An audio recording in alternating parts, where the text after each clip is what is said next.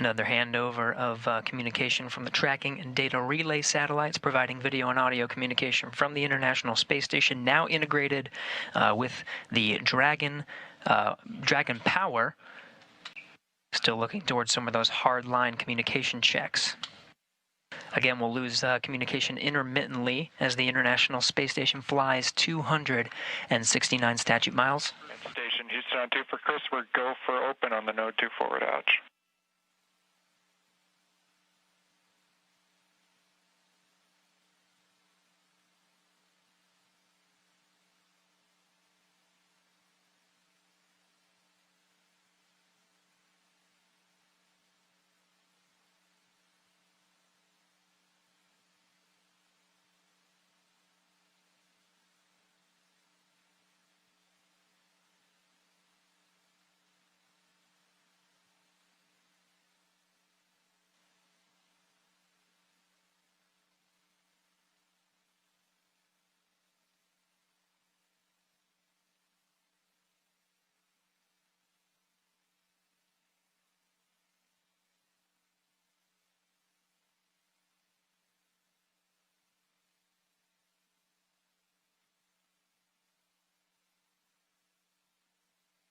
Regaining some of that video from International Space Station, Chris Cassidy given the go to open that node 2 forward hatch. Again, he opened it a little bit earlier today to allow some of the station air to mix into the pressurized mating adapter. There it is. Now again, there's a few more hatches to open until we are able to welcome Bob and Doug aboard the International Space Station. You're looking through the hatch into the pressurized mating adapter. There's another hatch down there through the pressurized mating adapter that opens up to the International Docking adapter. Houston at 3, hey Josh, there was zero on DPDT, and the node 2 forward hatch is open.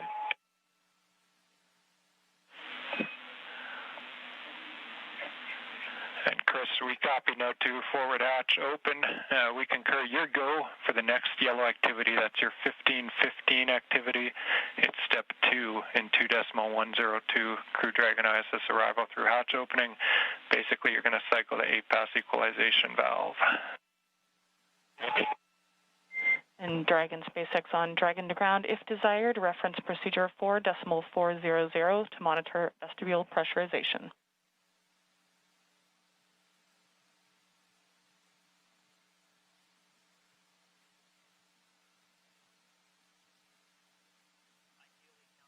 And copies, small.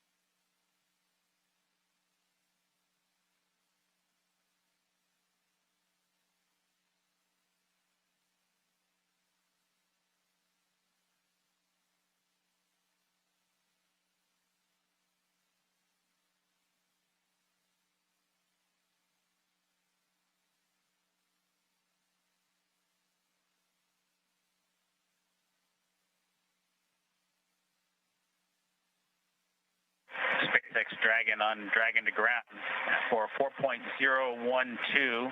We've completed up to section 5, and we've got a timer started for 1 hour. Copy. Completed through section 5, and your suits are drying, and you have started a timer for 1 hour. With that, do we have your permission to come back on board?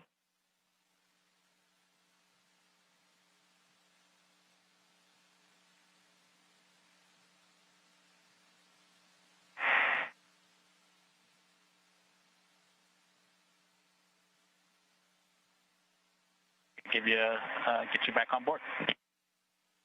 We copy. We are go to come back on board. And with that, you are go to perform sections 1 through 3 of 4.400. We do recommend deferring your step 2.1 for the waste system flush until closer to hatch opening. In section 3, as you are performing your inventory, please collect all your food and water bottle trash and consolidate it into the 2 trash bags within their common bags in location 18. You will transfer the plastic bags containing this trash to ISS for disposal during a scheduled activity after ISS ingress. And do note that you are welcome to defer this inventory until after you eat your meal that is scheduled for right about now.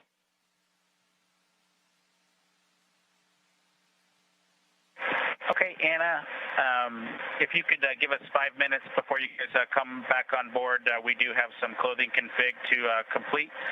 Understand we've got to go for sections 1, 2, and 3 of 4.400, and we will consolidate our trash into the bags provided in location 18. And we'll defer the docked waste configuration, section 2 of 4.400, until it gets closer to hatch opening. Station, we copy 1507. We copy, and we will wait 5 minutes before coming on board, and we'll check with you before we do so if we don't hear from you first. Copy, ready.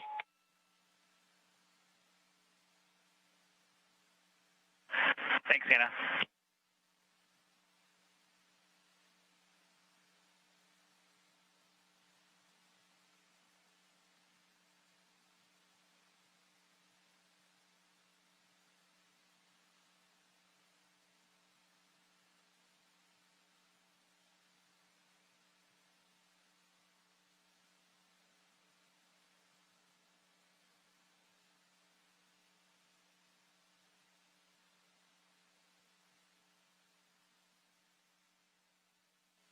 This is Mission Control Houston. You're listening to crews on board the International Space Station and Dragon prepare for opening the hatch. You're seeing Chris Cassidy aboard the International Space Station already opened the hatch to the pressurized mating adapter just below that hatchway you see at the center of the screen here. On the other side of the hatch is the hatchway to the International Docking Adapter. On the other side of that, the recently docked Crew Dragon. Vestibule pressurization is underway. This will equalize the pressure between Dragon and the International Space Station. Once it does come up to pressurization, it will take some time to equalize that pressure because of the temperature difference in the vestibule. Just take some time to stabilize. Dragon, Endeavor, it's Houston. Calling you on hardline now for a voice check. How do you read?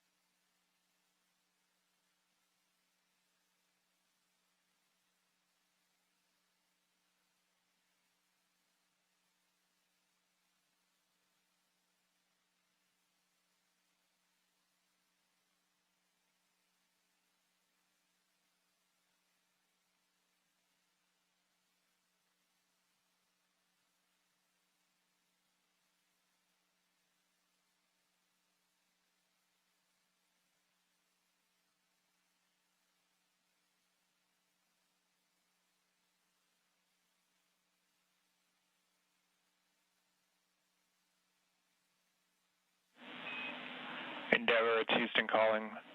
Space to ground 2 via hard line now for a voice check. Do you read?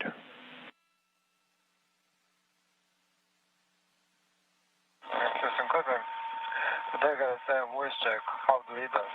Counting 121, 122, 123, 124, 125.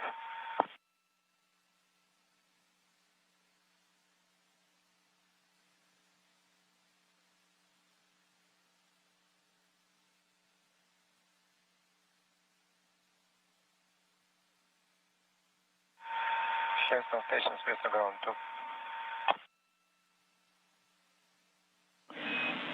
And Station Houston on 2, Anatoly, we hear you loud and clear. We're going to swap a couple minor things here and try Dragon again. We're just still trying to get calm with Dragon. Stand by 1. Dragon again. Dragon Sam voice check. How do read us? Counting 121, 122, 123, 124, 125.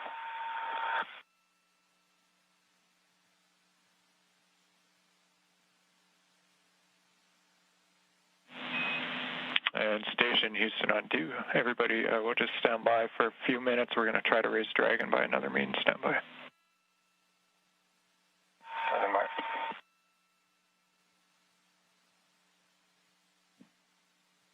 And Endeavor, it's Houston calling on Dragon to ground 1. We're trying to reach you via hard line. Just not sure if you're receiving it or not. Let us know at your convenience.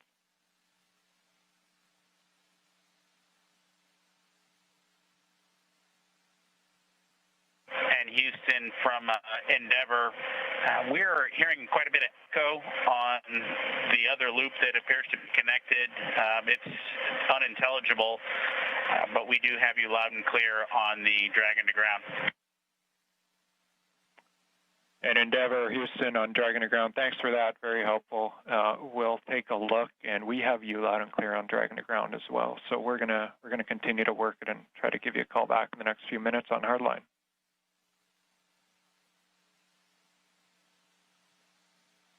Endeavor copies. Thanks.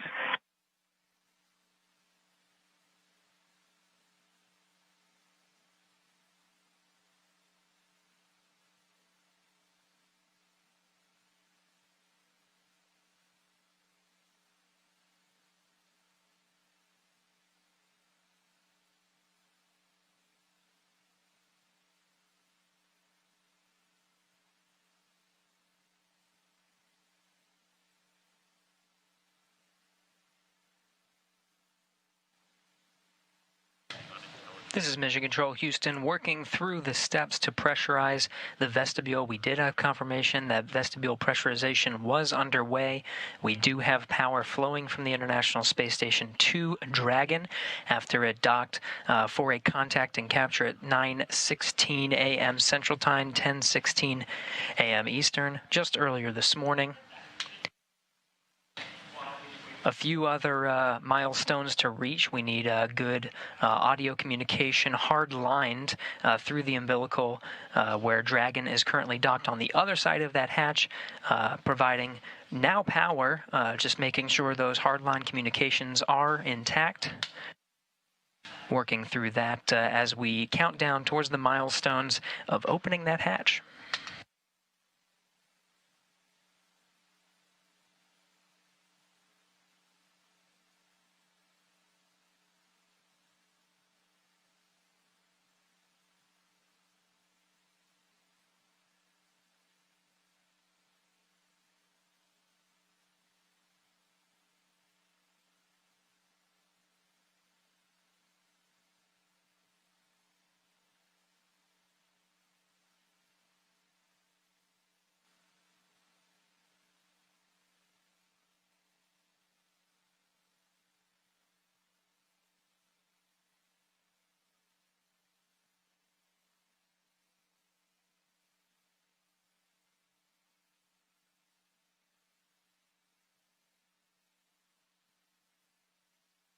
SpaceX Dragon on Dragon to ground. Go ahead.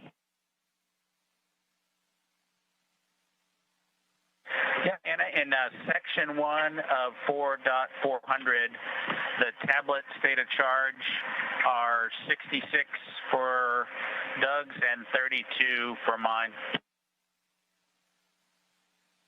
Copy. 66 for Doug, 32 for Bob. And do we have your permission to come back on board with video now?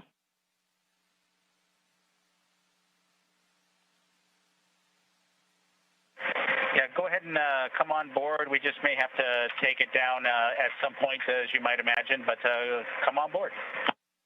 Sounds great. Thanks.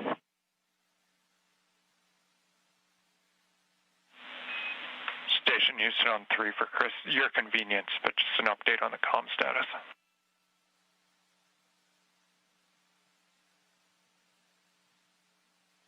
Yes, sir, go ahead.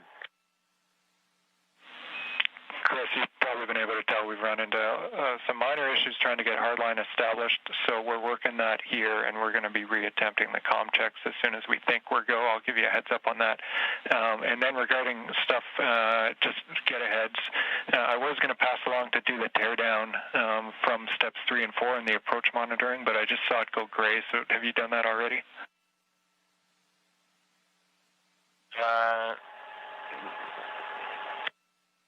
Hold on just 1 second. Which one was that? Maybe I fat fingered the wrong procedure. Yeah, no, it's subtle. So it's in the execution note for Dragon approach monitoring. As we were monitoring Dragon earlier in the day, down in the execution note are the teardown steps. I'm here in the cupola right now. I'll take care of it. It's not gray, but momentarily it will be. Sounds good. And I'm also hearing on that we have done on the ground steps 1 through 4, so it's just 5 and 6 left for you in that teardown procedure.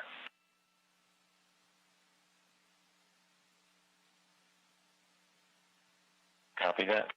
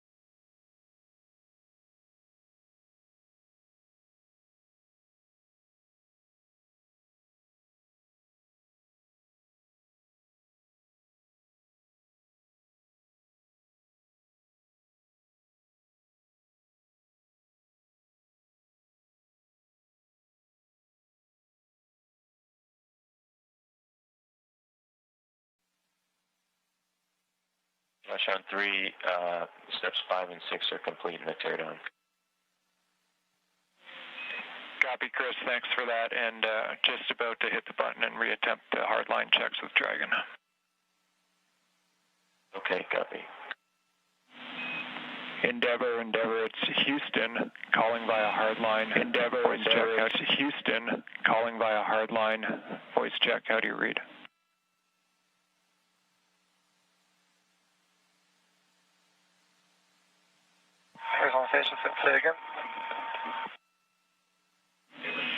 And station standby Endeavor. This is a call for Endeavor via hardline voice check. How do you read? Houston Endeavor, completely unreadable. It's skipping pretty badly.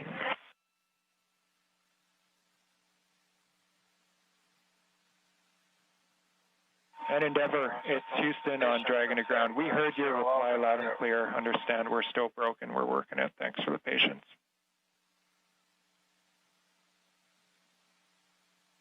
We got you, Josh. That's exactly the case. Thanks.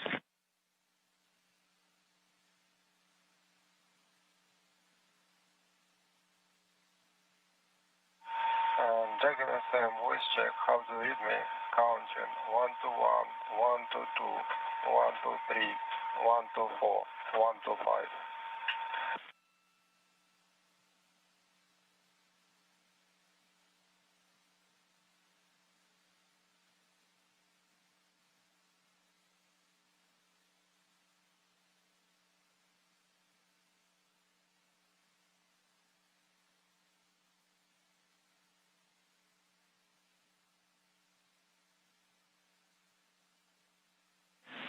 And station on 2 for Anatoly. Anatoly, we're hearing you loud and clear in Houston. We seem to have an issue still with COM2 Dragon, so we'll just have you stand by. We'll let you know when we're ready to retry. Thanks for your patience. Okay, call me on Space to Ground 1, please.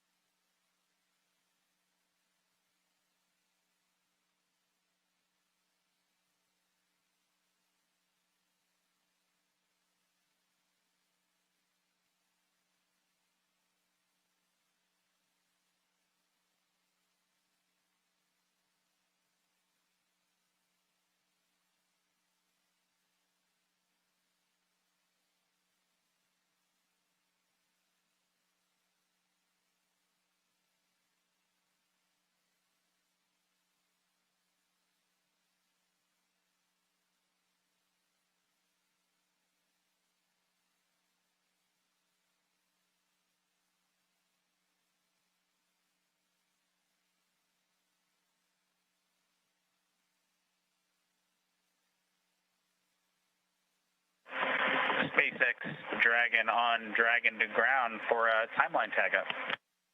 Go ahead.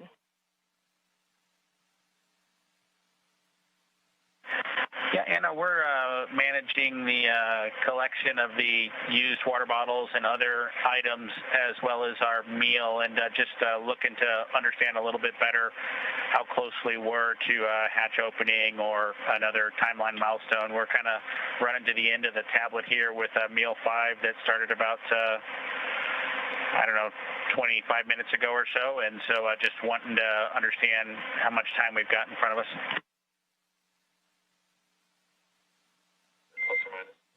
In Dragon SpaceX, we estimate we are about an hour to Dragon hatch opening.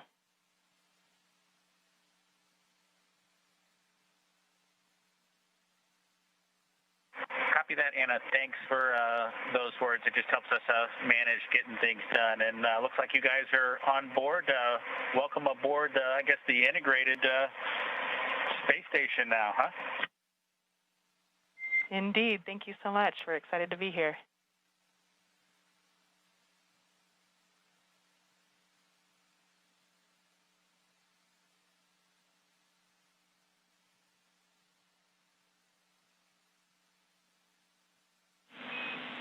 Endeavor, Houston calling over hardline for a voice check. How do you read us now?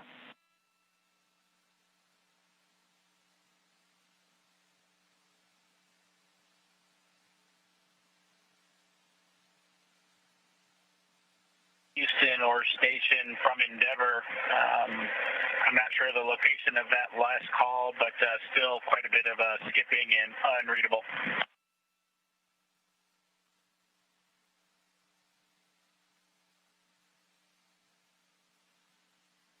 And Endeavor, it's Houston, loud and clear on Dragon to ground. We heard your response, so we're in the same situation. We're hearing you, you're not hearing us. We have one more troubleshooting item that we're going to put in work now, so we'll give that a try and then maybe call it for the day. We'll let you know.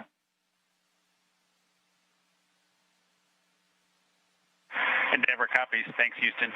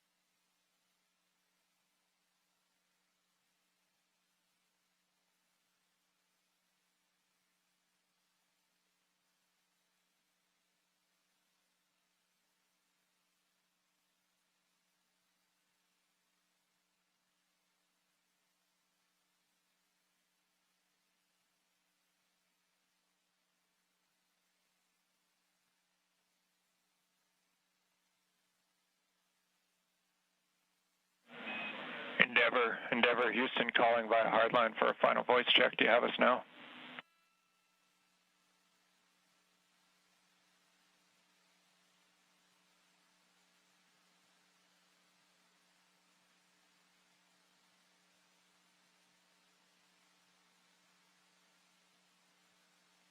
Houston, Dragon on the big loop, that was an improvement, but it's still completely unreadable.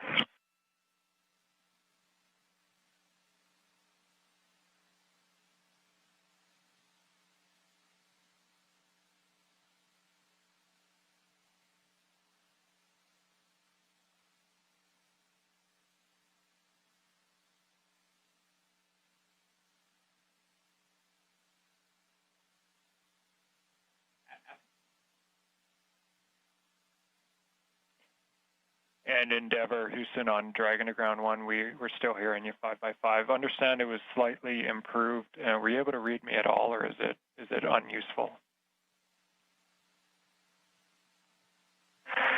Yeah, it was a slight improvement, but it's still unintelligible, almost every word. There was maybe one word that you could have sort of figured out, but that was about it. Okay, thank you for the feedback. First time, obviously, and we think we're running into some interference issues, but we'll continue to take a look. We copy, thanks.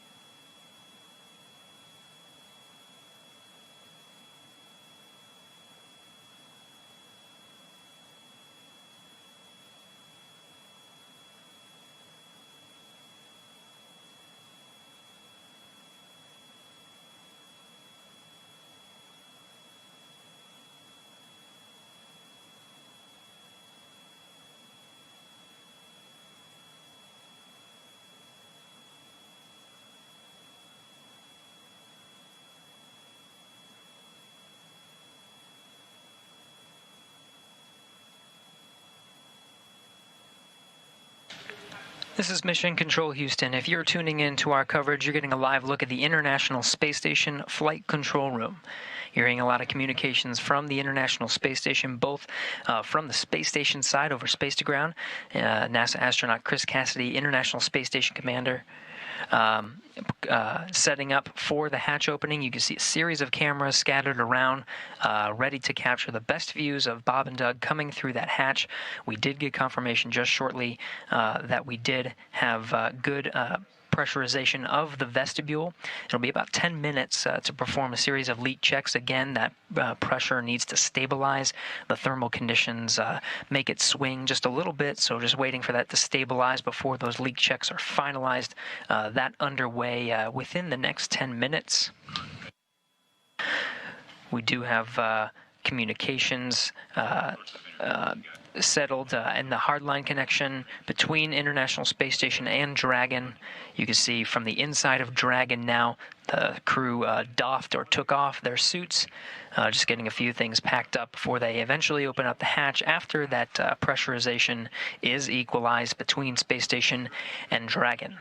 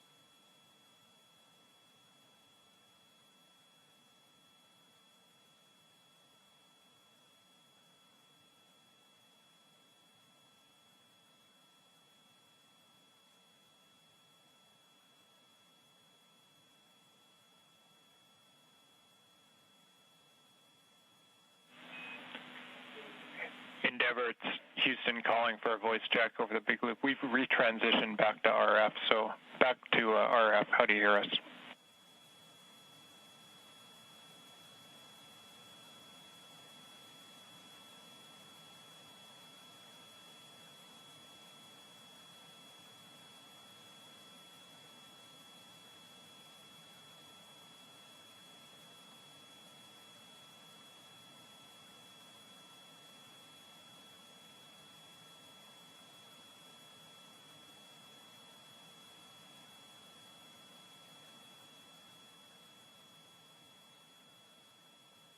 Houston Dragon on the Houston Dragon on a big loop. Was that comm check for us? Yeah, affirmative, Endeavor. It's Houston. We transitioned back to RF because we still had the interference over hardline, so we're back on RF now and just want to make sure we had you.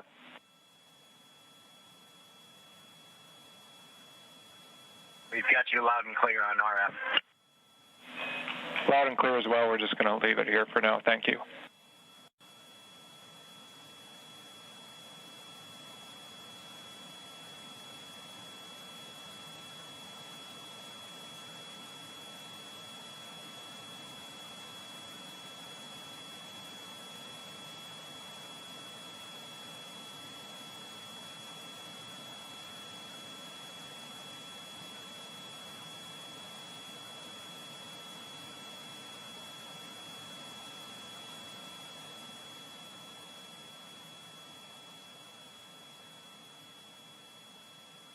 Here's a live look from inside the Crew Dragon. You're seeing Bob Behnken and Doug Hurley just preparing the inside of Dragon. They have doffed or taken off their suits. The pressurization between Space Station and Dragon is complete. They just need to perform some leak checks, make sure that pressure is stable before they actually open the hatch.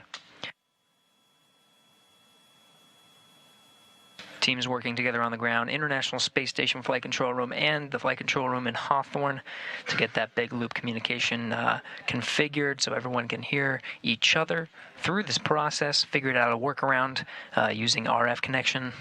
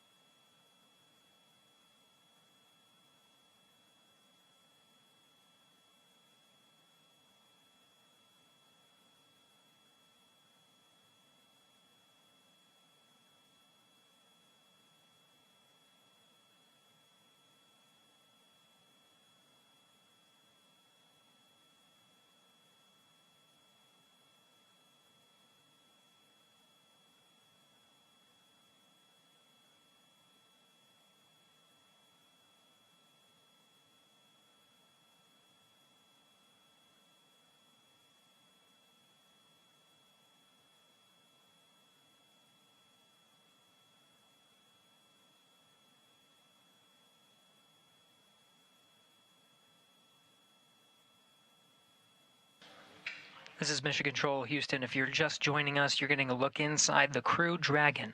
That was Bob Behnken seated on the right side, the pilot seat, or the Joint Operations Mission Commander seat for demo-2. He and Doug Hurley, the commander of the spacecraft, just preparing the inside, putting away some trash. They just doffed their suits, and right now just waiting for the pressure to equalize between the International Space Station and Bob and Doug.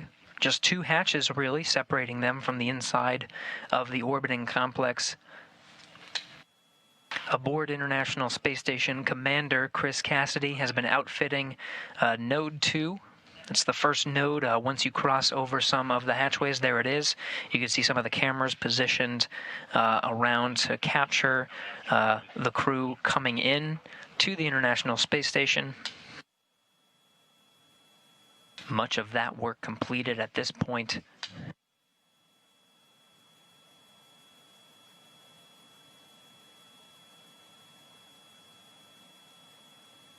Really, at this point, just waiting for good leak checks between Station and Dragon.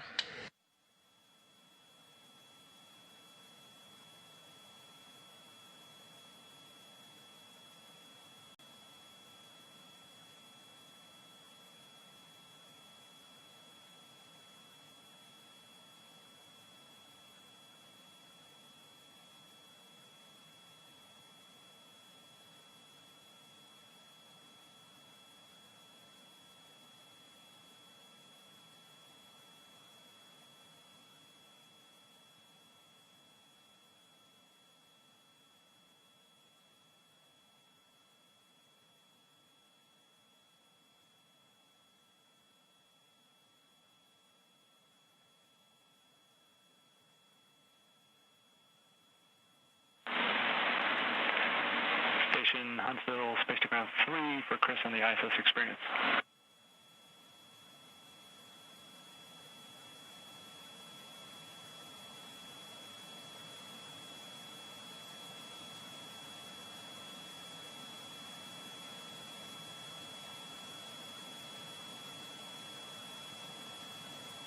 Go ahead on 3.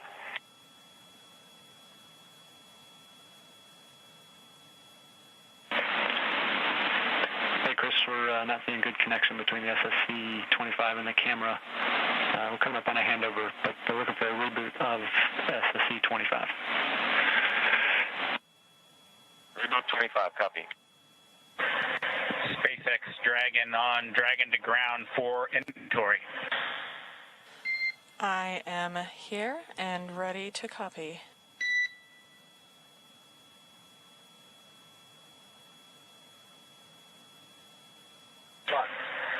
Okay, Anna, we'll start with location 9 from bag 203. We removed 3 water bottles. Copy. 3 bottles removed from bag 203. Good readback. From location 10, we removed bottles from each of bag 207, 208, so 6 water bottles in total. And Dragon SpaceX, you were pretty broken on that call, but I think I copied 3 bottles from each bag 207 and 208. Is that correct?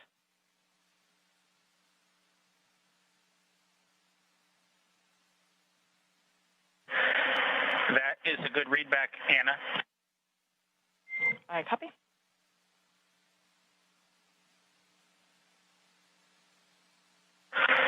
Okay. For location 11, 1 dinner from bag 317, 1 breakfast from bag 315, and 1 lunch from bag 316. Yeah, there are several.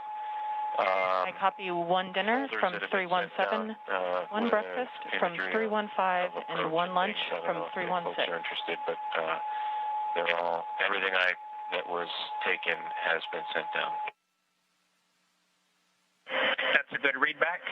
And location 12, 1 dinner from bag 321, 1 breakfast from bag 319, and 1 lunch from bag 320. I copy 1 dinner from 321, 1 breakfast from 319, 1 lunch from 310. And am I correct to conclude all of this includes your consumption from the lunch that you just completed?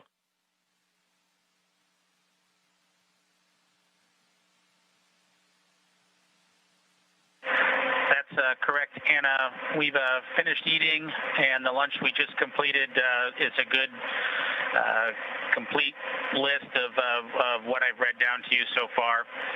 The only thing we have remaining is the flush of the waste system here, and we'll do that with a water bottle and report when we do that a little bit later. Copy. That sounds like a perfect plan. Thank you so much.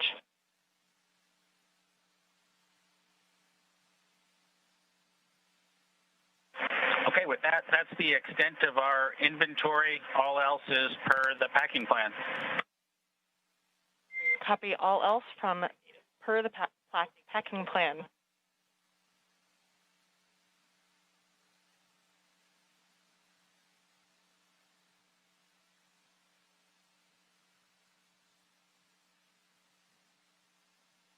This is Mission Control Houston. You've seen Chris Cassidy, International Space Station Commander, do much of the setup, but he does have 2 crew members on board, both Russian cosmonauts. Next to him right now is Ivan Wagner,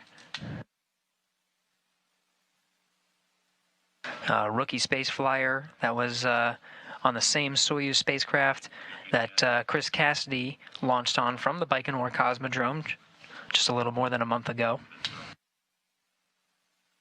Also on board is Russian cosmonaut Anatoly Ivanishin.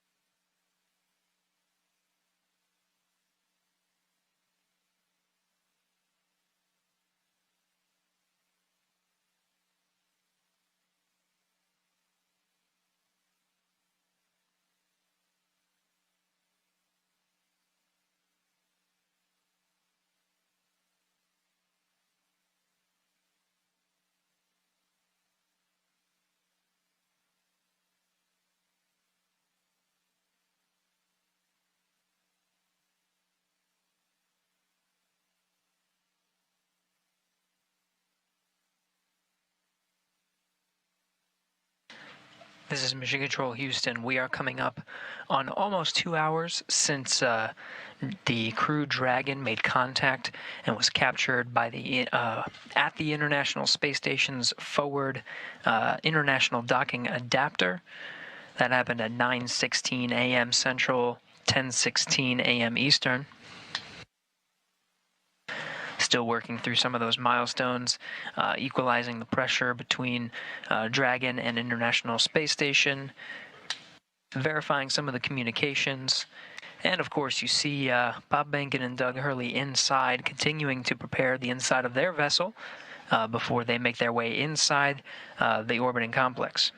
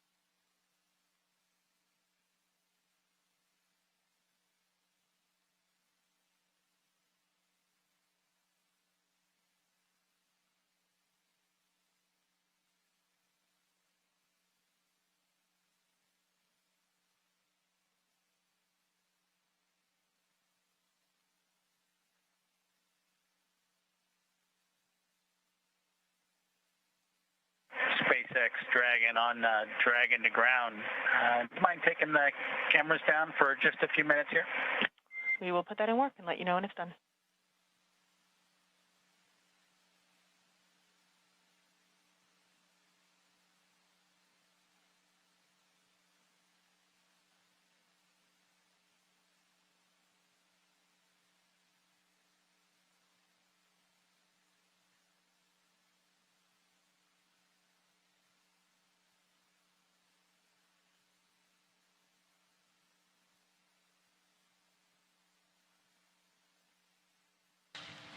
This is Mission Control Houston.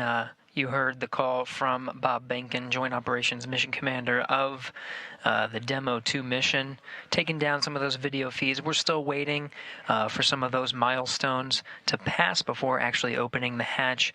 The Dragon crew continuing to get themselves ready before opening the hatch. Chris Cassidy on the other side, just preparing some of the camera views, making sure everything's set there, done even a little bit ahead of time.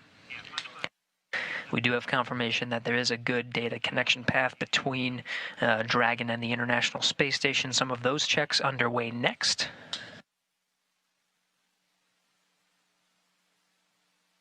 Coming up on 2 hours since docking at 9:16 a.m. Central, 10:16 a.m. Eastern.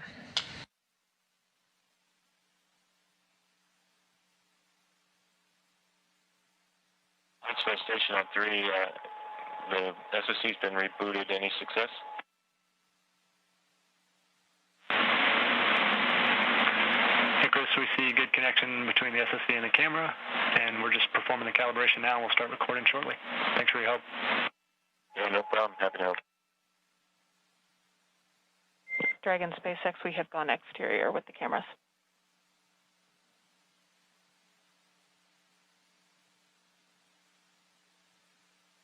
Dragon copy, thanks.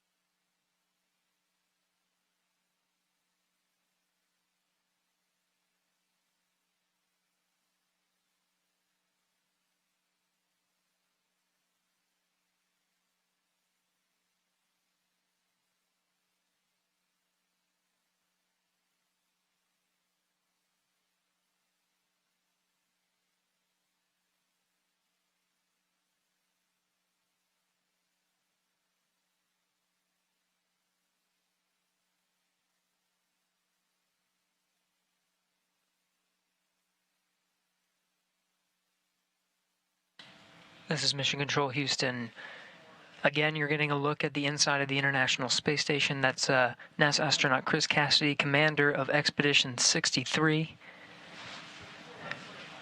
Continuing to get some of those cameras configured for hatch opening. Many milestones already passed after docking at 9:16 a.m. Central, almost 2 hours ago at this point.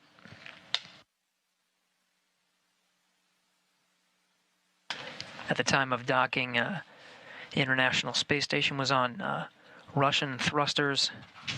After contact and capture was moved over to control moment gyro, stabilization and attitude control, now back to its standard configuration of thrusters and control moment gyros. After an umbilical connecting Dragon to the International Space Station was established, we did get confirmation of good power flowing from the International Space Station to Dragon. Dragon now relying on station power. We did get confirmation of good data transmission, and of course the teams here on the ground, both here in Houston and in Hawthorne, troubleshooting some of the communication to make sure that is ready to go prior to hatch opening. Pressurization between International Space Station and Dragon brought up to the same pressure, 14.7, the same we would find here on Earth.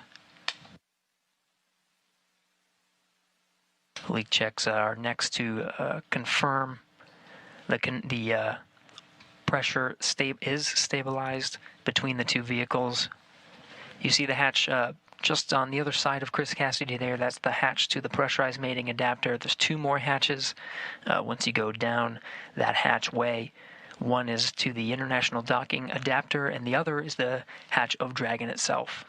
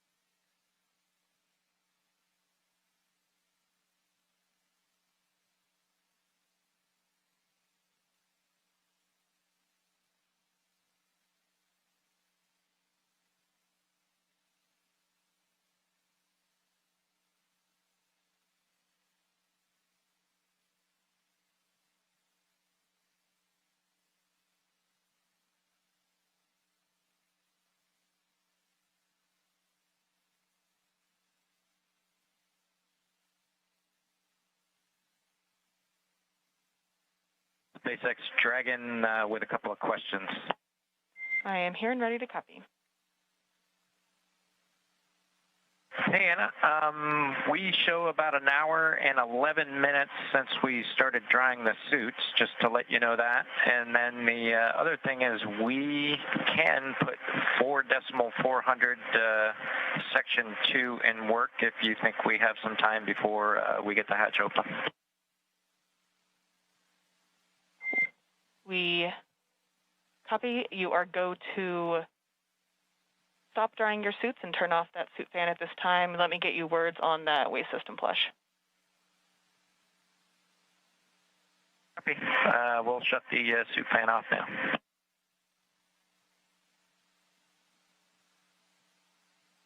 In Dragon SpaceX, we are about a half hour prior to hatch open, so you are go to do that waste system flush if that sounds good to you at this time.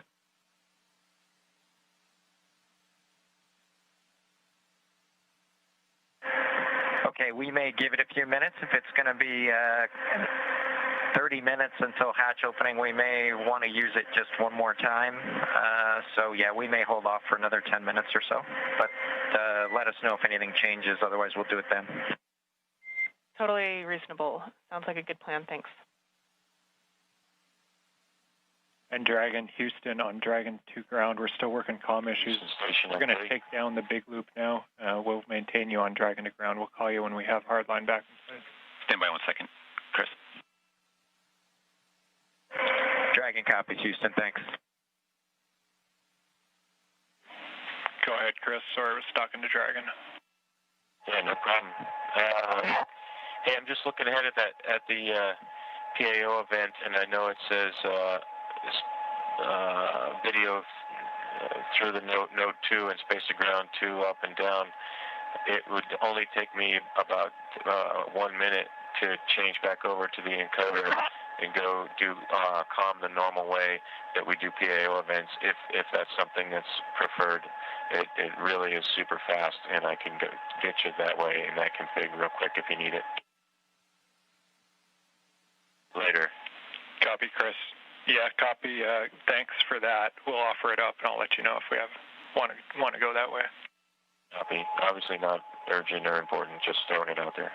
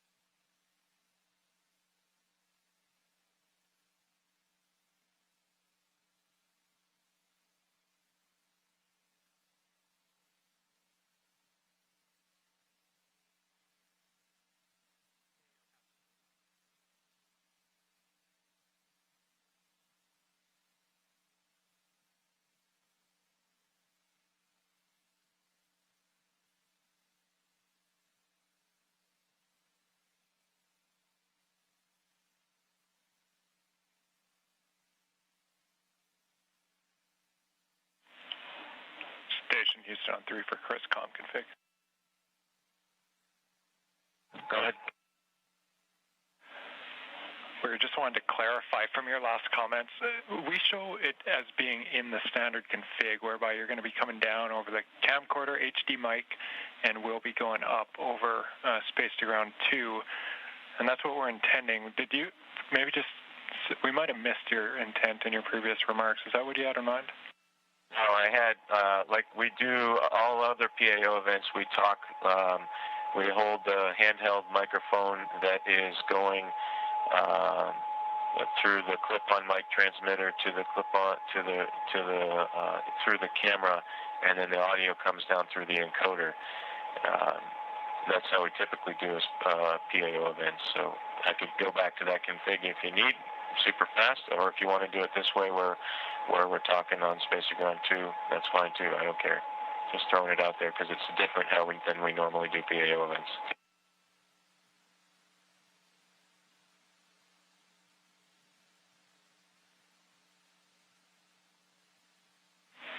Standby.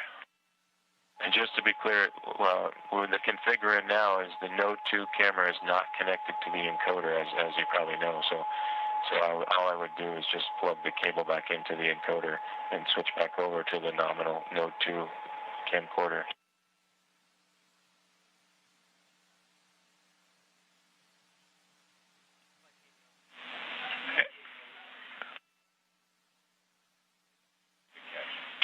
And Chris, that is clear. The camera needs to be plugged into the encoder. So what you're saying is what we need. We don't know where it got swapped up, but the camera should definitely be plugged into the encoder, and audio is coming down via that encoder.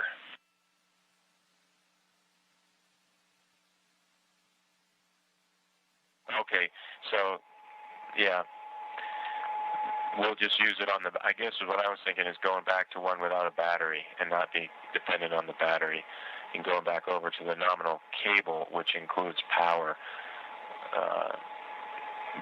I just get a little leery about relying on these batteries. Copy. We have Photo TV online, so we're talking to them on the phone right now. Stand by one.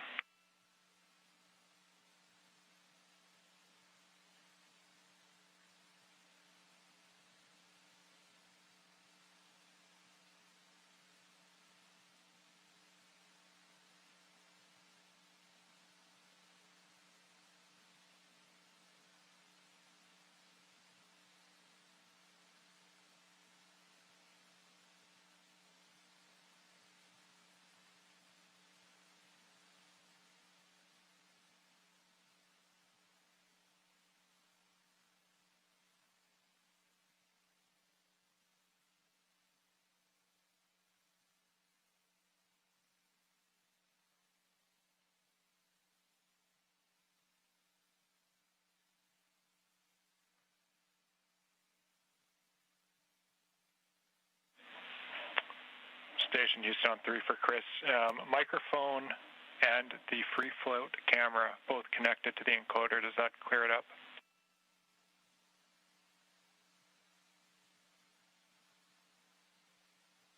Okay, copy all. You want the free float camera, and we'll use the handheld microphone through the ATU. Copy all. No problem. I think I'm not communicating. No pun intended. But I think we're in a good config now, and I won't swap over to the nominal Node 2 camera.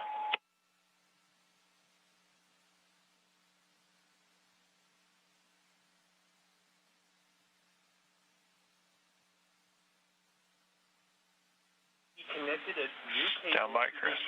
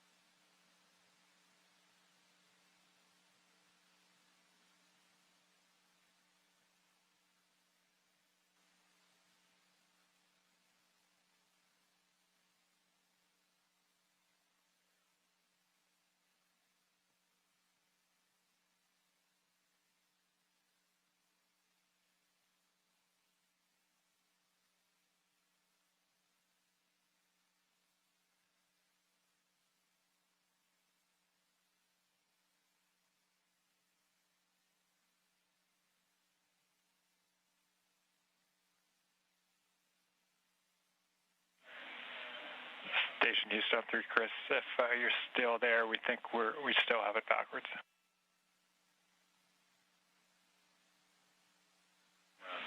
So I see you look. Yeah, I see in the video now. So we still have PAO on the line. Sorry for the confusion, but I think this much is clear. This morning, we moved cameras, we swapped the cameras that were connected to the encoder. What we want now, we're getting video from the free float camera through the encoder, so that's good. We're seeing it right now. What we need, just relaying here, is your lapel mic. That has to go through that new free float camera, so that your mic connects to the free float camera, and then that audio comes down through the encoder. Does that make sense?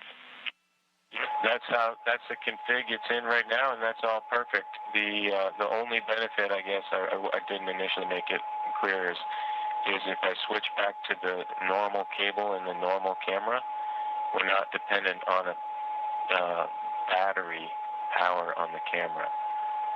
I just am worried that throughout this whole event, we're gonna that all of a sudden the battery's gonna go out. I go back to the normal. SpaceX Dragon on Dragon to ground. Report complete with 4.012. Benefit to this free flow camera Copy is complete I with can take 4.012. and make it all the way into the Dragon, which I don't think we could do with the other cable. So my thought was, after we do all of the ingress stuff and we switch gears to the PAO ceremony when we're standing right in front of the hatch, we could have actual power to the camera. But it's really no big deal. What I'll do is I have got a couple batteries on standby, and I'll just make sure there's a fresh battery right before we start that PAO event. Okay, Chris, sorry it took so long, but I'm 100% with you, and copy 100% on the battery concern. The word we're getting here is we would like to run it in the config that it's in right now. We copy all on the battery config. Great idea to have a few spares nearby, but we think it's going to last throughout the whole event. Okay, copy all.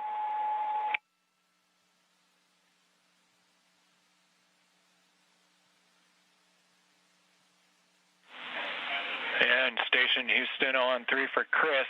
With that out of the way, you have a go when able for your 1615 activity. 1615, that's your go for steps 3 and 4 in 2.102 Crew Dragon ISS arrival. Okay, 1615 activity, in work.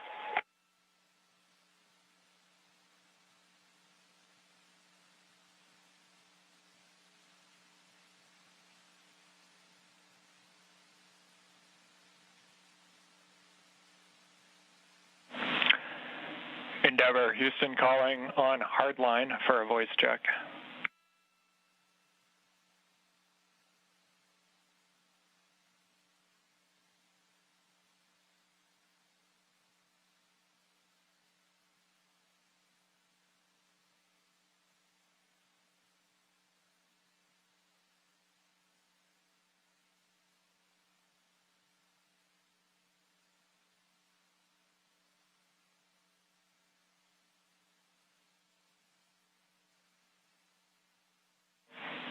Endeavour, Houston calling via hardline for a voice check.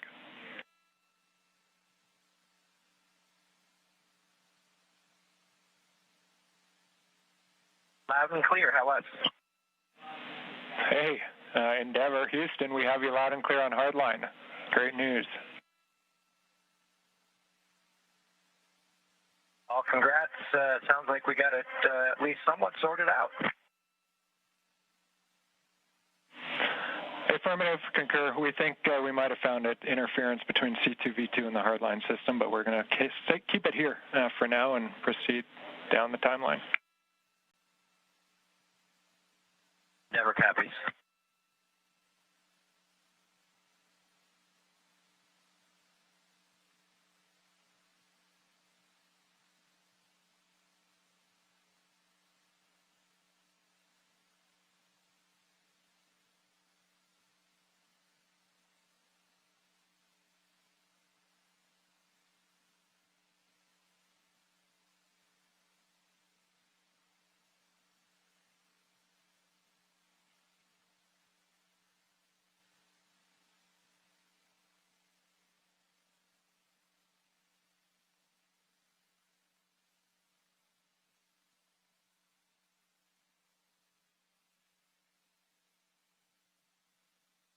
Houston on 3, hey, can you back me up on the PDT? Will do, we're checking.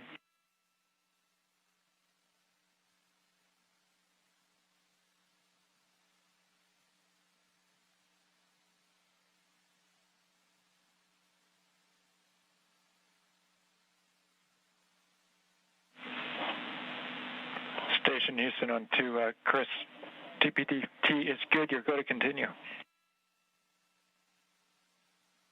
Copy, thanks.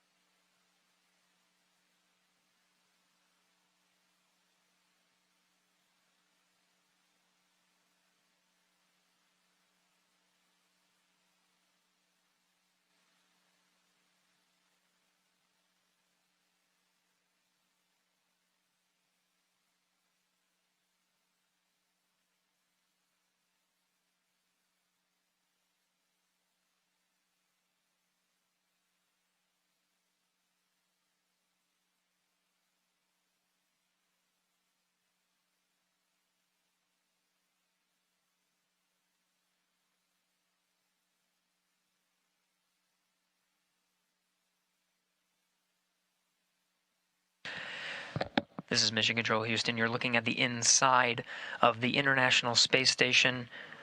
What you were hearing before were just some of the audio and video checks, just making sure that everything's synced up so that we get the best views and the best audio possible for when Bob Behnken and Doug Hurley come through that hatch. We're working towards the hatch opening now. You can see Chris Cassidy down the pressurized mating adapter. That hatch will open up to the international docking adapter. On the other side is the Dragon hatch. Cassidy working through those procedures after pressure equalization was complete. Now expecting around the order of 10 to 15 minutes, maybe, until we finally get that hatch open. So we'll stand by, keep those views coming from the inside of the International Space Station to welcome Bob and Doug aboard.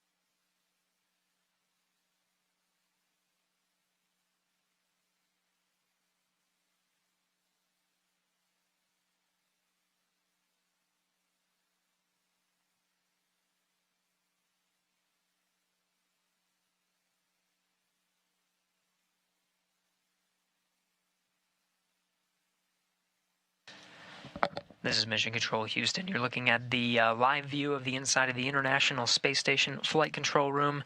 The team here, Orbit 2 team, led by Flight Director Scoville, is working through the intricate process of making sure everything is ready to open the hatch and welcome Bob Behnken and Doug Hurley aboard the International Space Station.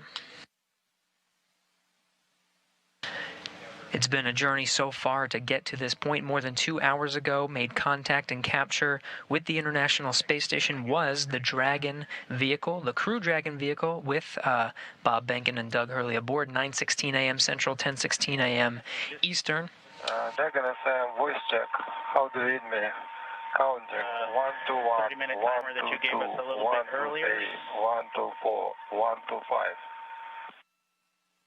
Here, and then give you go to come back on board.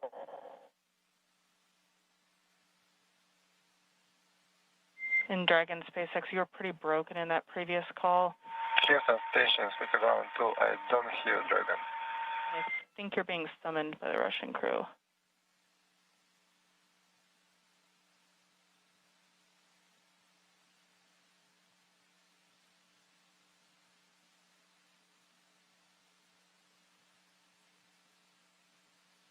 In Dragon SpaceX, I was told to proceed with you. Can you please repeat your last?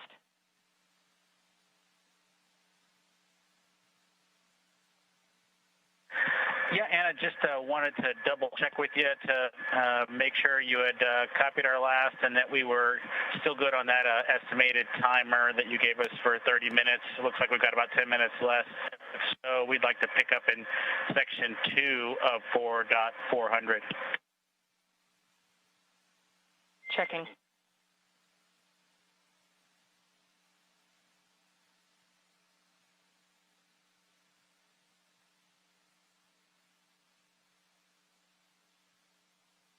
This is Mission Control Houston. Chris Cassidy opens the hatch to the International Docking Adapter, 11:37 a.m. Central Time.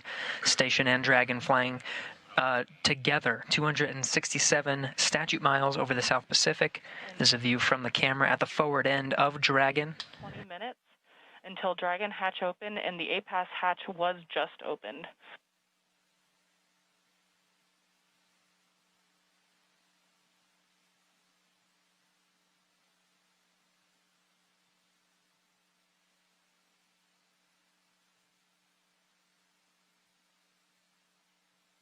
Again, 11:37 a.m. Central.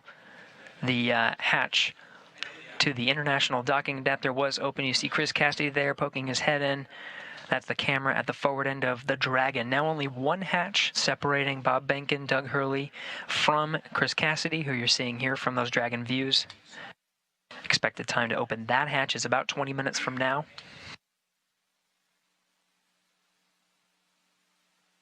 We'll report that time to you and expect to do a welcome ceremony at 12:15 a.m. Central Time, Confirm you copied my last. 1:15 p.m. Eastern. That'll welcome Bob Behnken and Doug Hurley aboard the International Space Station as part of the Expedition 63 crew. We'll get to hear some words from them and have some VIPs here in Mission Control Houston to provide words to the teams that oversaw the entire mission and the crew aboard the International Space Station. Station Houston, we copy the hatch open, no condensation, thanks.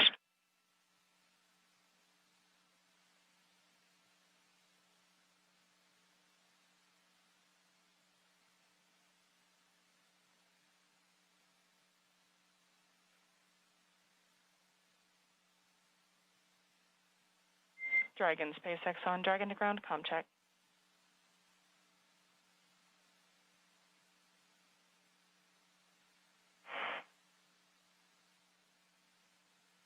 Dragon to ground, how us? A little choppy, how me?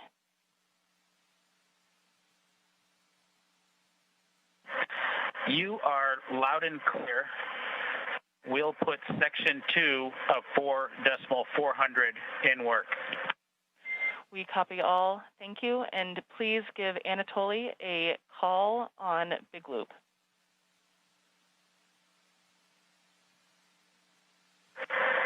Okay, we'll call Anatoly on the Big Loop, and I'd also like to report 2 bottles of water consumed from location 9, bag 204. Location 9, bag 204, and to confirm that was for the waste system flush.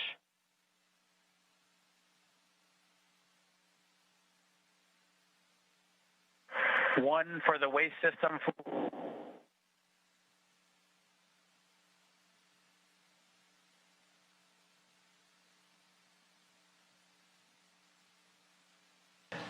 Chris Cassidy removing that target from the APAS hatch docking interface. Dragon, comm check on the big loop for Anatoly from Endeavour.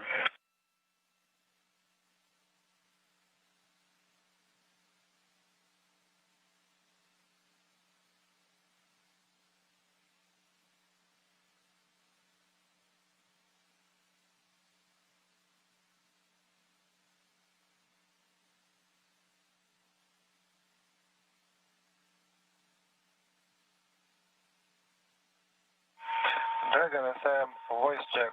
How do you read me? Counting 1 to 1, 1 to 2, 1 to 3, 1 to 4, 1 to 5. Anatoly, Endeavour has you loud and clear. How copy? Copy, Houston. They have me loud and clear. Good to hear your voice.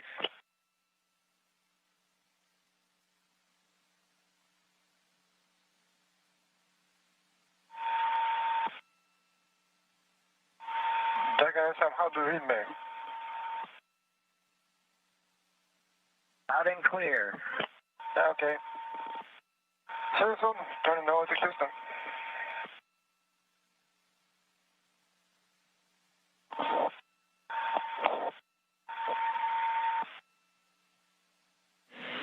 And all players from Houston, that completes the comm checks. Thank you. Copy. Okay.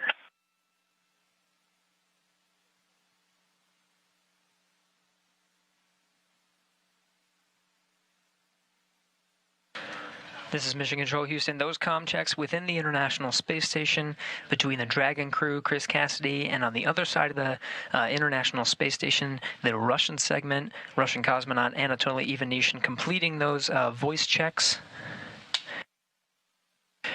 You can see Cassidy continuing to outfit the hatch, just clearing the space and providing some padding and removing that docking target from the APAS hatch. SpaceX Dragon, go ahead and Dragon to ground. So I copy that the waste system flush is in work, and 2 more bags were consumed from location 9, bag 204, and that includes the water used for the waste system flush. Is that all correct?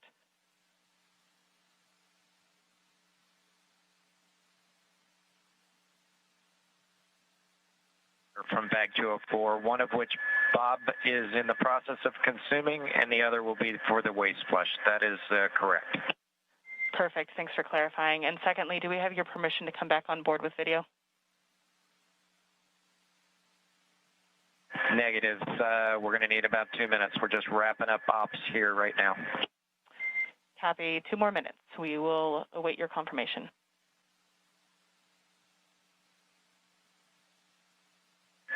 Thank you.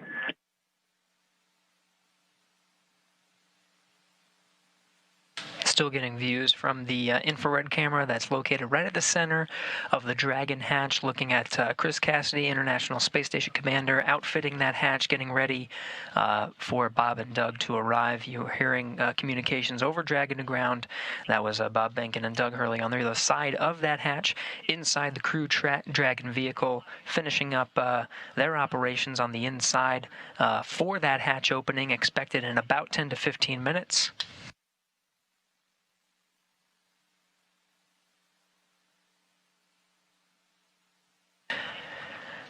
Again, it's been a process to get to this point.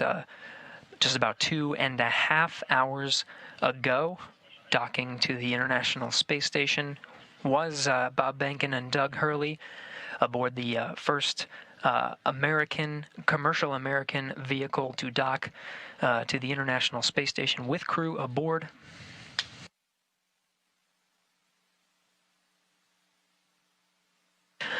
Again, we're expecting about 10 to 15 minutes to open up that hatch One more hatch separating Bob Behnken and Doug Hurley from the inside of the International Space Station, still looking at Cassidy doing some of the prep work for that hatch. We'll get some great views that Cassidy set up over the past few hours to capture this historic moment today. Be sure to stay tuned in at 12:15 p.m. Central Time, 1:15 p.m. Eastern.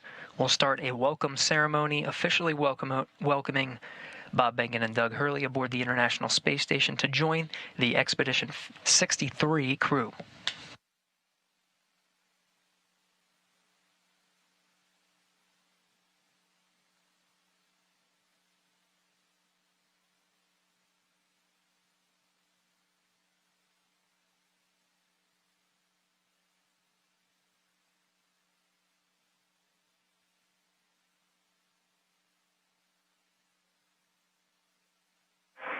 SpaceX Dragon on Dragon to ground.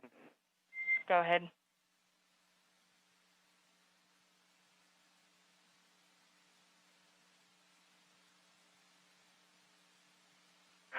Anna, you're clear to come on board. Copy. Clear to come on board, and thanks for your patience with the comm. We are in an orientation that's creating some blockage to receive your comm on Dragon to ground. Yeah, we figured that was it. No problem. That's part of the deal. Chris Cassidy giving a wave, eagerly awaiting Bob and Doug to come aboard. Just behind him, you see Anatoly Ivanishin and Ivan Wagner, Russian cosmonauts of Expedition 63, standing by. We'll be able to come aboard Dragon here in a sec, get some views from the Crew Dragon. We're in a short handover of those communications from the International Space Station. Video and audio should be regaining them momentarily.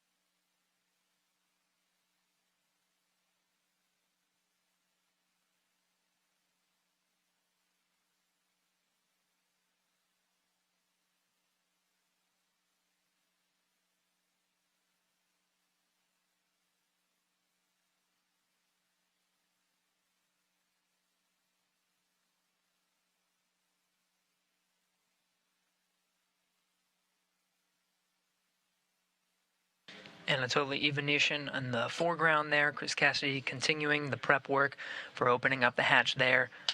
Again, the pressurized mating adapter hatch you see there in the foreground is open. The APAS hatch to the International Docking Adapter is open. Just one more, and that's the hatch of Dragon, the Crew Dragon vehicle.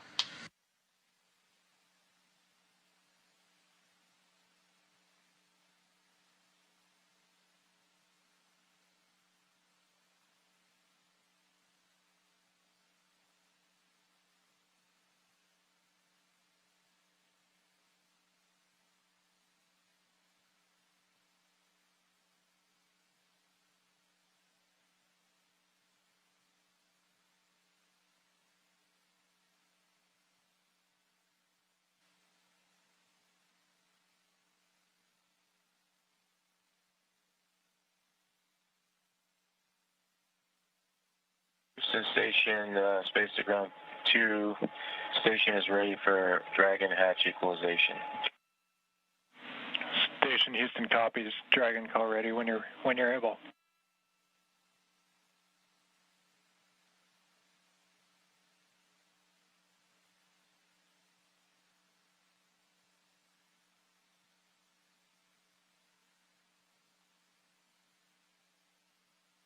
Houston, Dragon, go ahead. And Dragon, Houston, just looking to confirm that you're ready for hatch equalization.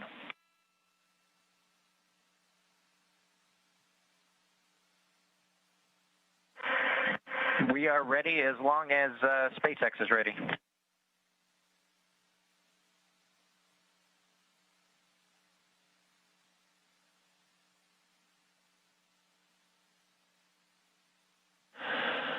Okay, station and Endeavour, stand by for equalization. We're putting it in work. Expected equalization time, 4 minutes.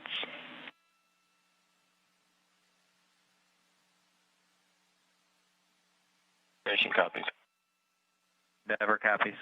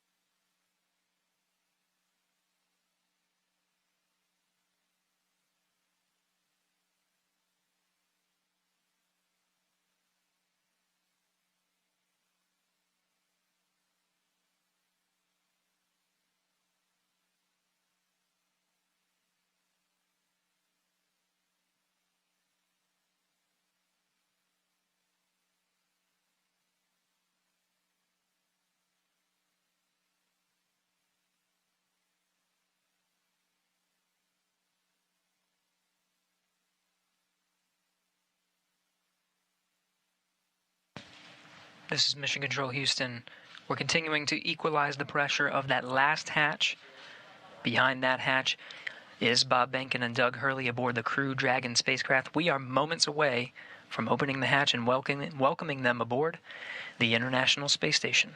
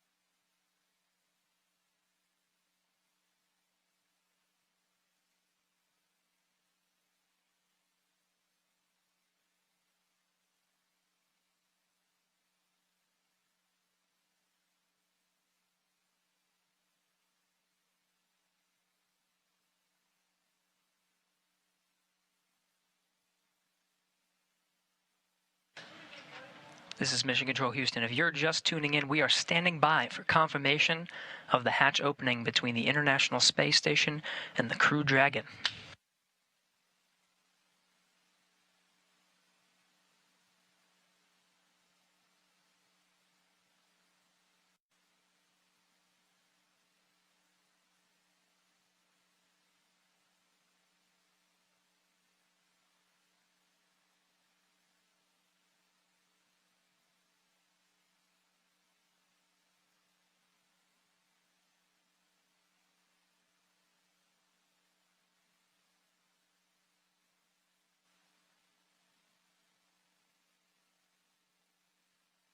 There's the hatch to the Crew Dragon. Seeing Doug Hurley through the glass on the other side.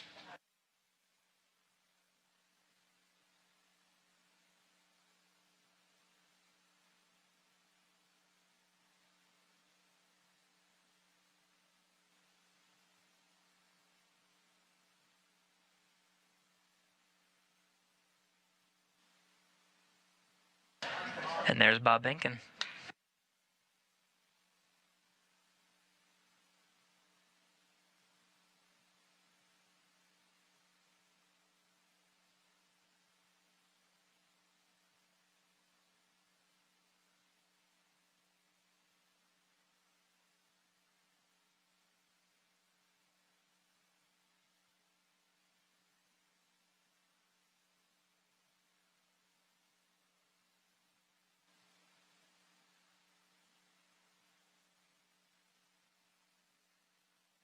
Still equalizing that pressure between the Crew Dragon and International Space Station, just moments away.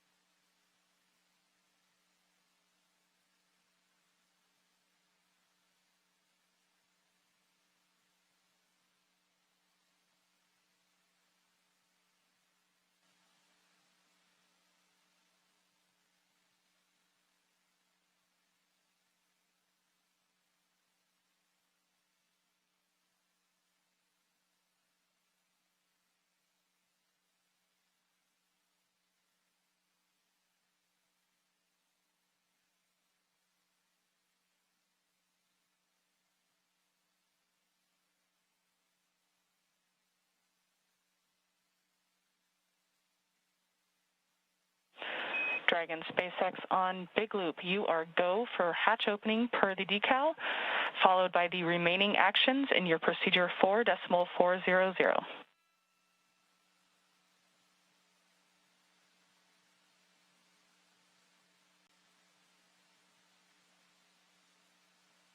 Dragon copies, go for hatch opening and remaining steps in 4.400.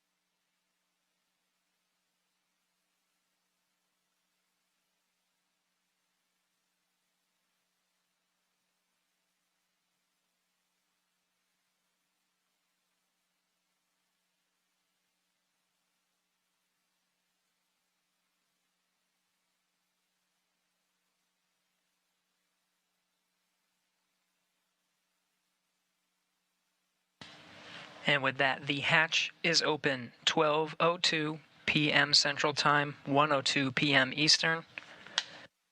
Bob Behnken and Doug Hurley opened the hatch to the International Space Station after launching from American soil on a U.S. vehicle for the first time in 9 years, the first time ever for a commercially built spacecraft.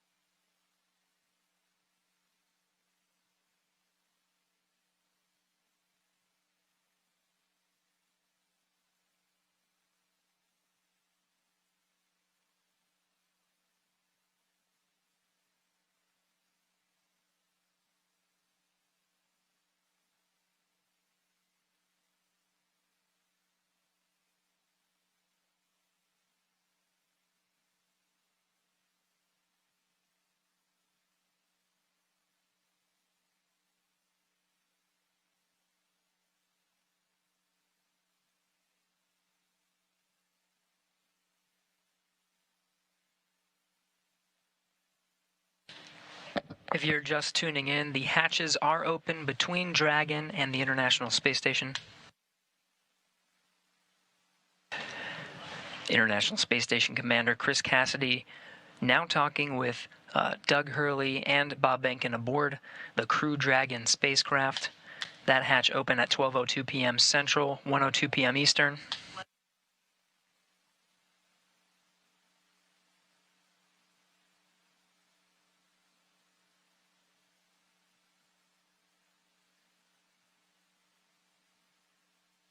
SpaceX Dragon on the big loop. The hatch is open in 5.54.400. How copy? Hi, copy. Hatch is open. Great to hear. Thanks.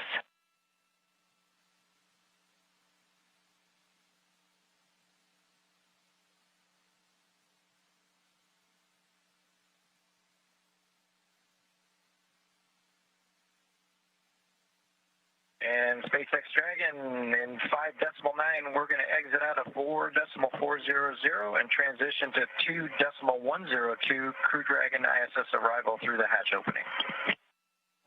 I copy. With that, I understand you are complete with 4.400 and will follow along with you as you transition to the ISS procedure.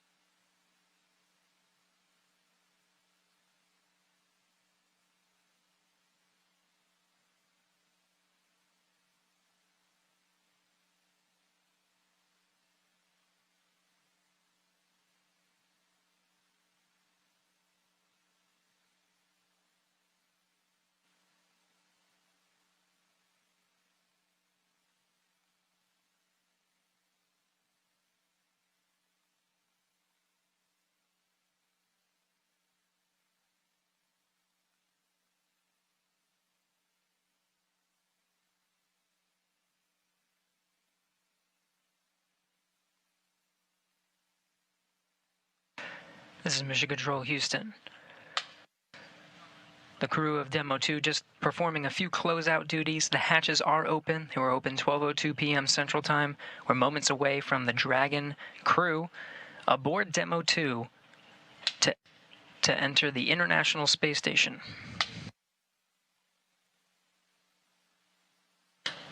It'll be the first time that Americans will enter the International Space Station on a rocket launched from U.S. soil, built by an American company. The first time ever Americans will enter from a commercially built spacecraft.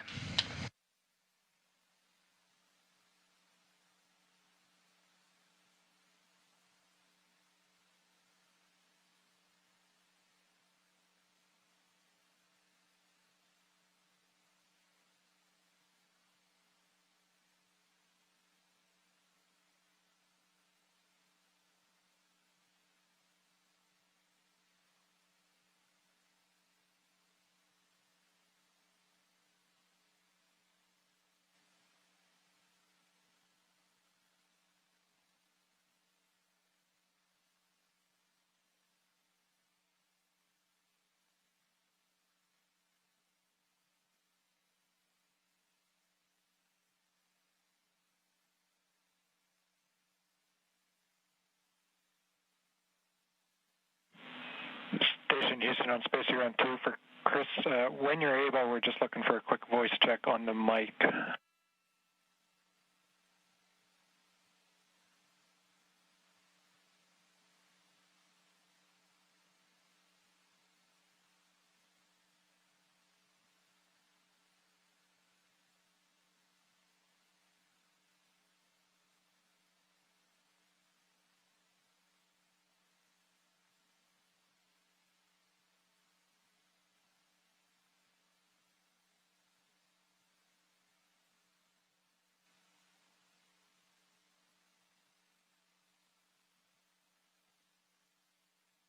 Station Space Ground 2, go ahead.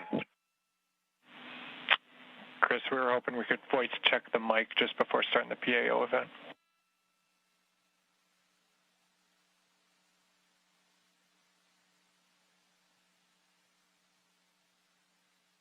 Okay, copy that.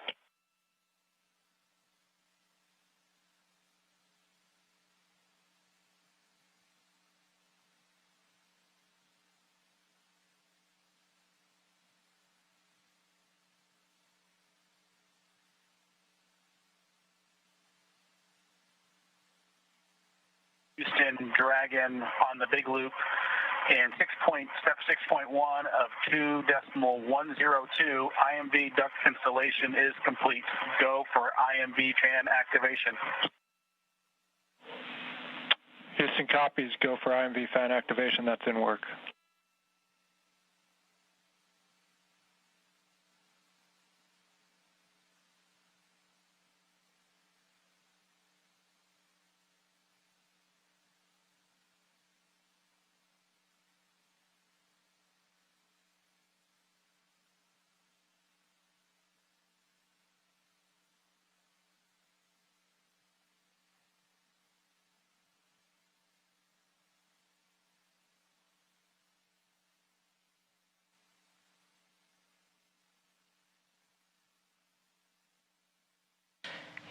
If you're just tuning in, you're getting a live look.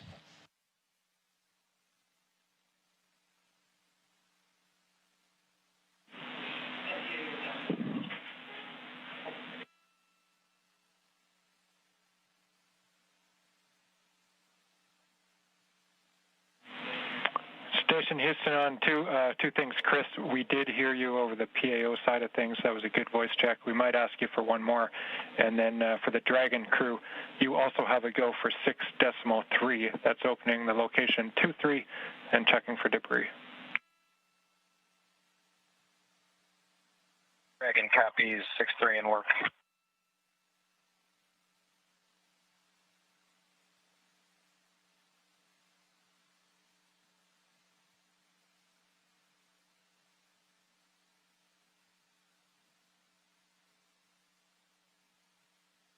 If you're just tuning in, you're getting a live look.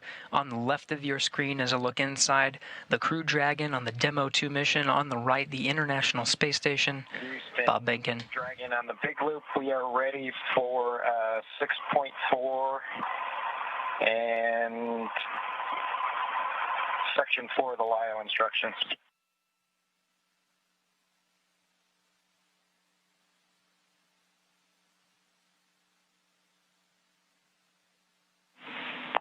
And station, we copy. Dragon crew, you are go at 6.4.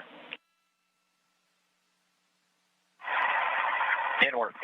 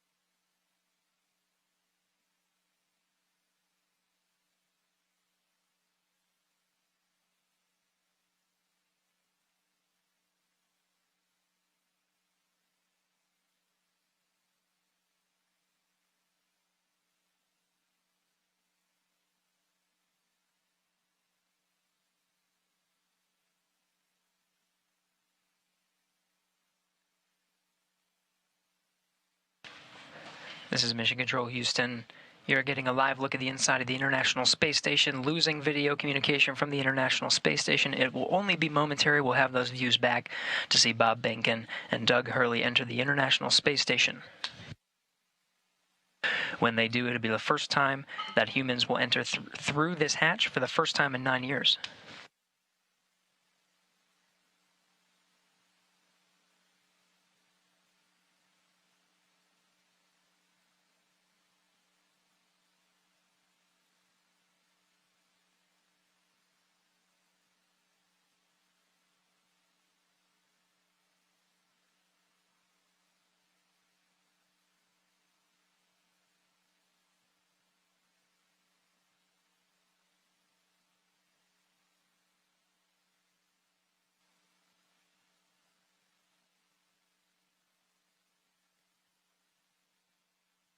Dragon, so we had to I had to load the procedure from my iPad and hand it in to them, so that's what took a little longer.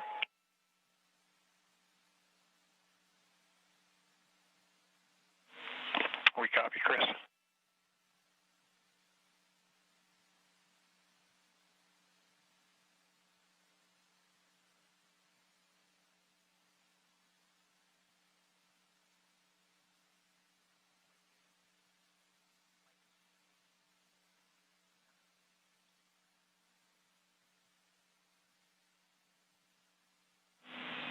Station Houston on 2 for Chris. When convenient, PO requests an additional voice check through the mic.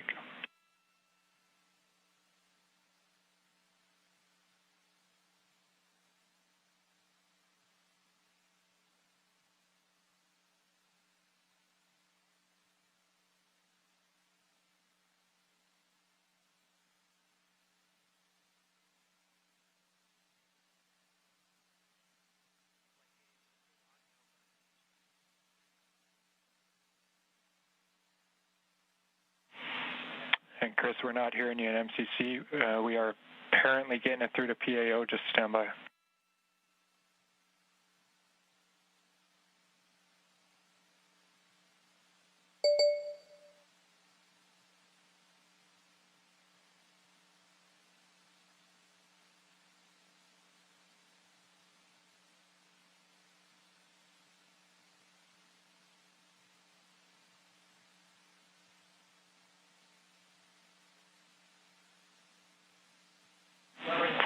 Chris, PAO is working comm reconfig. I'll call you if we're ready for another check.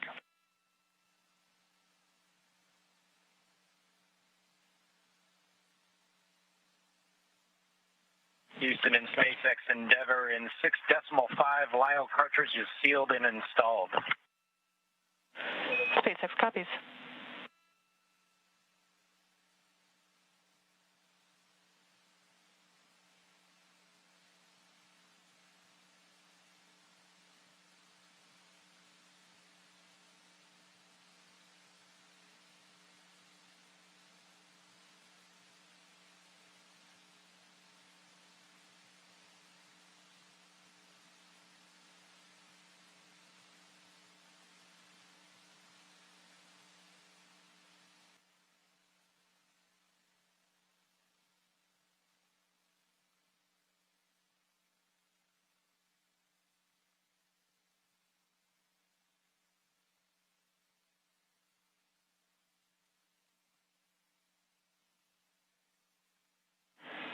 Station Houston on 2 for Chris. We wanted you to confirm that the mic is in channel 1. It needs to be in channel 1. A thought here is that it could have been bumped over to 2.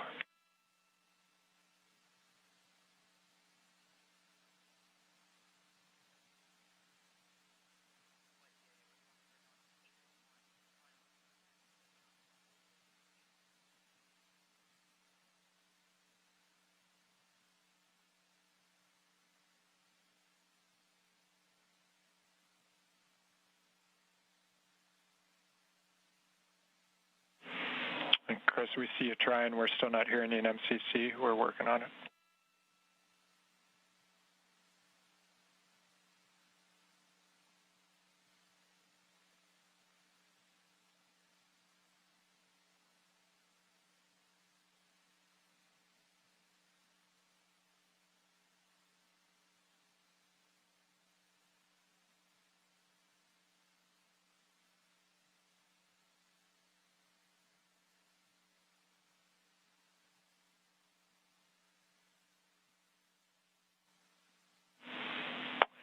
Chris. Nothing in MCC. We see you trying.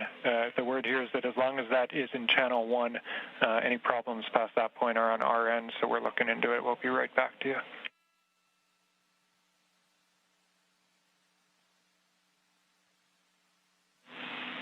Station Houston, we're ready for another voice check through the mic.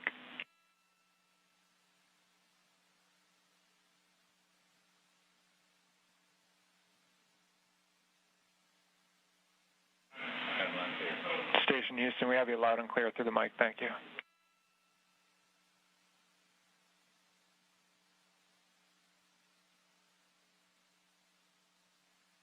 SpaceX Dragon on the big loop in 7.1. SpaceX here.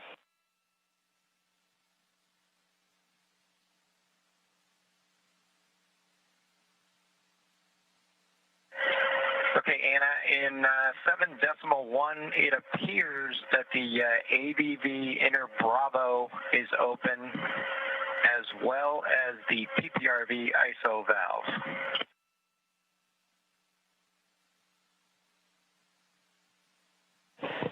I copy that AVV inner Bravo appears to be open, as well as PPRV ISO valve.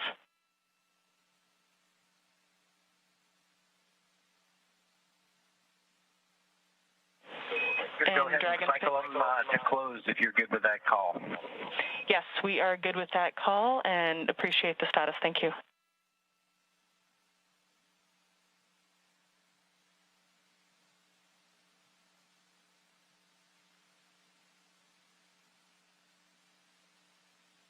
This is Mission Control Houston. If you're just tuning in, hatches were open at 12:02 p.m. Central Time. We are moments away from Bob Behnken and Doug Hurley entering the International Space Station.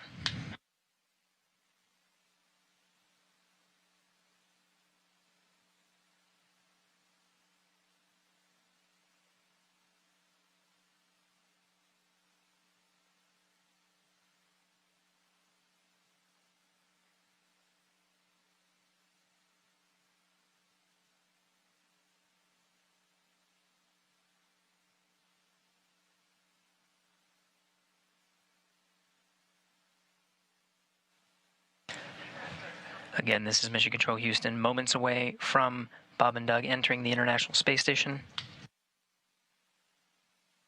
Shortly after they enter, we will conduct a welcome ceremony. There will be VIPs here in Mission Control Houston, Ficker 1. Looks like they're all closed visually now.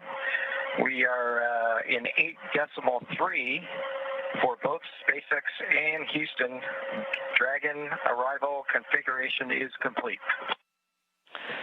SpaceX copies. All valves appear closed visually now, and arrival configuration complete. Excellent to hear. Houston copies. And with that, Endeavour, welcome to the International Space Station. Please come aboard.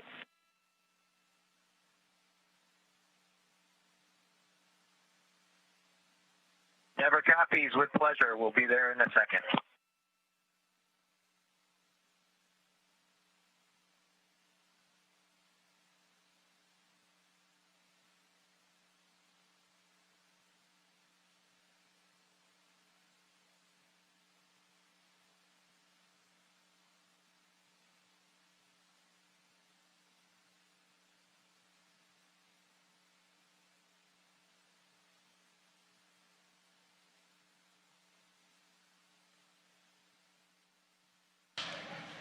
We have Bob Behnken from SpaceX demo-2 mission entering the International Space Station.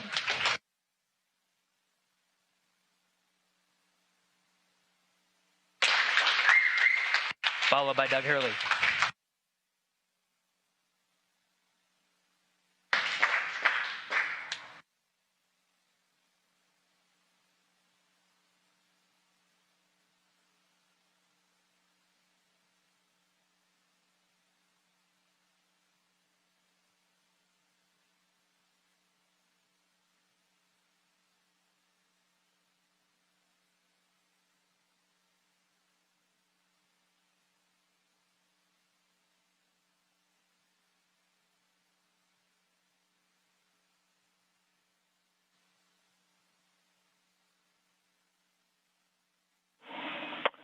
And Station Houston, we see you, and it's a great-looking photograph. So thanks for that. Stand by one. We'll call you when we're ready for the event in the next few seconds. Got a whole bunch of very happy and grateful people making their way into MCC right now.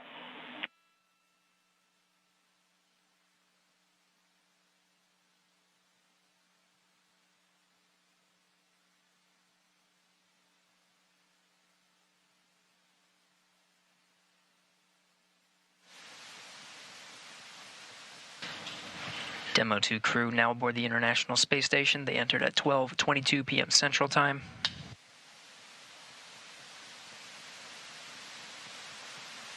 The station at the time was 262 statute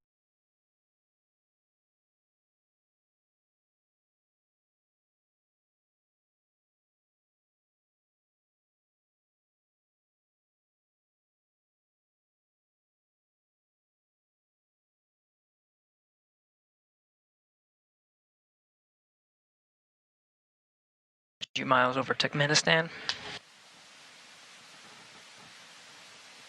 Crew all gathered in front of the cameras at the Node 2 forward end of the International Space Station. Just behind them is the hatchway to the Crew Dragon on this Demo 2 mission. We're standing by for a welcome ceremony. We'll have VIPs here in Mission Control Houston ready to greet the crew.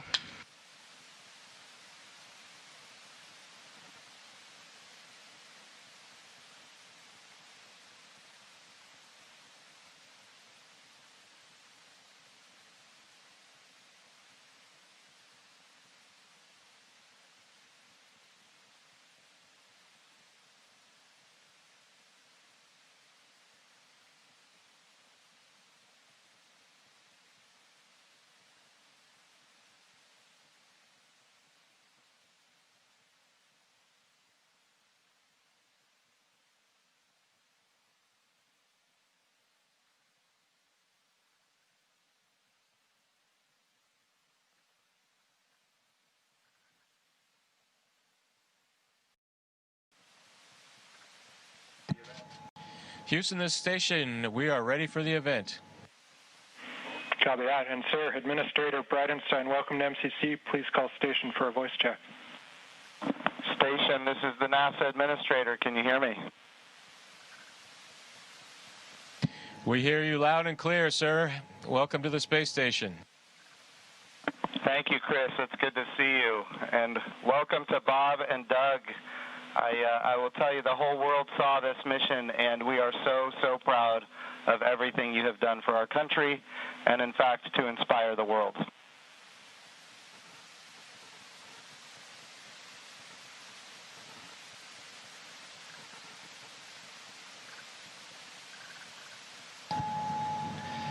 We sure appreciate that, sir. It's obviously been our honor to be just a small part of this. We have to give credit to SpaceX, the Commercial Crew Program, and, of course, NASA.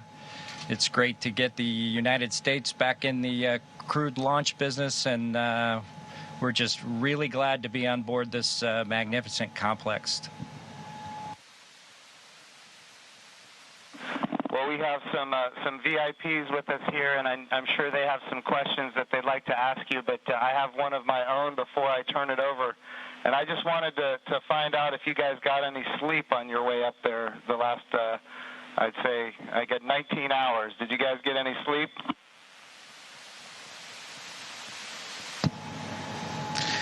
Yeah, I think a lot of folks in Hawthorne were asking the same question, sir, but we did get probably a good 7 hours or so opportunity for sleep, and I did succeed at sleep, and Doug did as well. So the first night is always a little bit of a challenge, but the Dragon was a slick vehicle, and we had good airflow, and so we had an excellent evening, and just excited to be back in low Earth orbit again. Amazing. Well, one of the people that is here with us today is Senator Ted Cruz, and of course he's a huge advocate of America's space program, and he's been somebody who has helped us so much as we transition from one administration to the next administration. And the reason missions like this can have success is because of continuity of purpose. And Senator Ted Cruz was a leader on a bill called the NASA Transition Authorization Act. And because of that, we have had a lot of political support, and we're very grateful for his leadership. Senator Cruz, would you like to say a few words?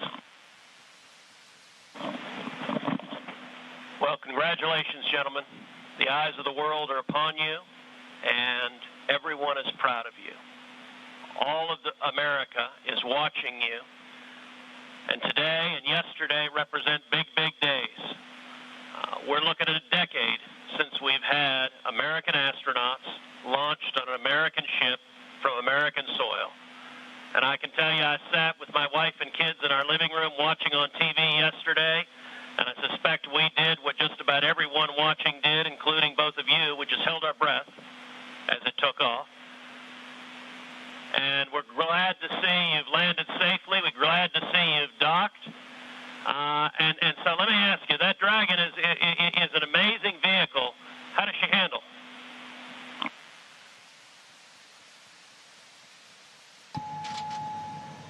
It flew just like it was supposed to.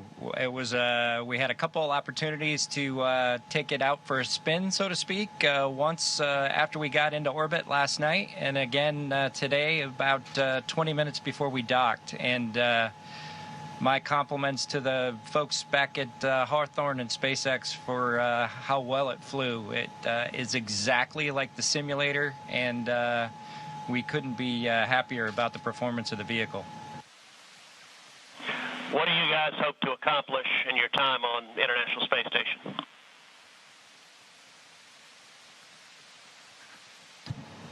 Well, while we're on board the space station, of course, with the new spacecraft, we do hope to put her through her paces, and so the good ship Endeavour is going to get a lot of checkout over the next week or two here, and hopefully we'll be able to declare her operational, and Doug and I will be able to take some burden off of Chris and his crewmates, Ivan and Anatoly, so that we can keep the space station operating at its peak possibilities. So we're looking forward to contributing any way that we can, and like I said, trying to keep space station as productive as possible.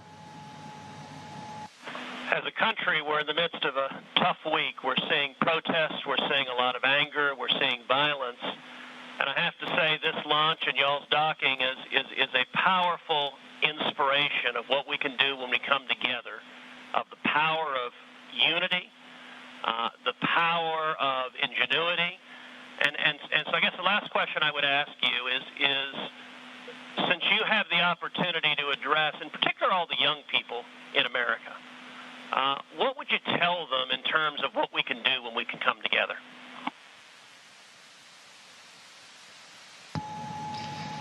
You know, that's a great question. 9 years ago, just about exactly 9 years ago, we docked with Atlantis on STS-135, the last flight of the Space Shuttle program, a 30-year program. And folks at SpaceX, folks at NASA, the Commercial Crew Program put their heads together and worked diligently year after year, making sacrifices, working hard.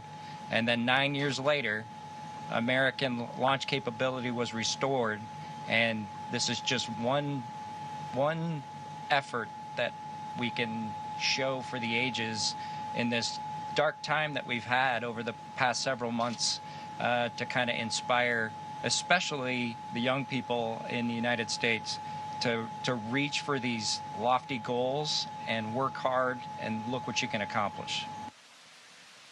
Thank you, gentlemen. God bless you. Thank you, Senator Cruz. We have another very special guest here that represents the Johnson Space Center.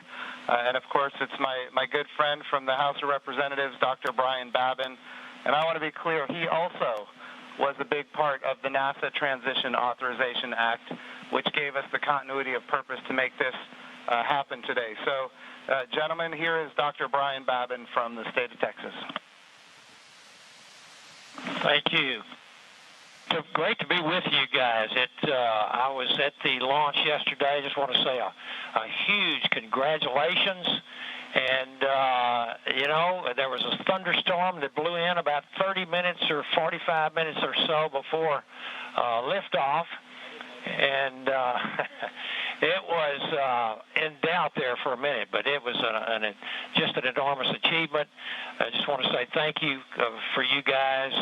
Really appreciate what you're doing for America. And the crew that's already been up there, Chris, and your two fellow Russians, to give you a great big thank you as well. I have a son who was a Navy SEAL, and I want to thank you for your service there too, Chris. And also, I would like to just see what I know you said that the craft, the Dragon, handled very well, but I want to see how it compares with the space shuttle. If one of you would address that, I would appreciate it.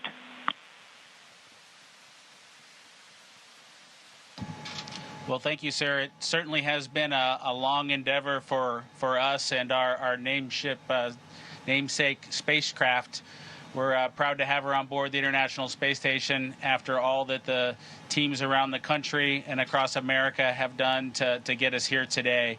As far as a comparison with the space shuttle, both Doug and I took a few minutes while we were accomplishing the approach and docking to, in our spare time, talk a little bit about it. We were surprised a little bit at how smooth things were off the pad. The space shuttle is a pretty rough ride heading into orbit with the solid rocket boosters. And our expectation was, as we continued with the flight into second stage, that things would basically get a lot smoother than the space shuttle did. But Dragon was huffing and puffing all the way into orbit, and we were definitely driving or riding a Dragon all the way up. And so it was not quite the same ride, the smooth ride, as the space shuttle was up to MECO. A little bit less G's, but a little bit more alive is probably the best way I would describe it. Anything else, Doug? No? Sounds good. Bob, what is MECO?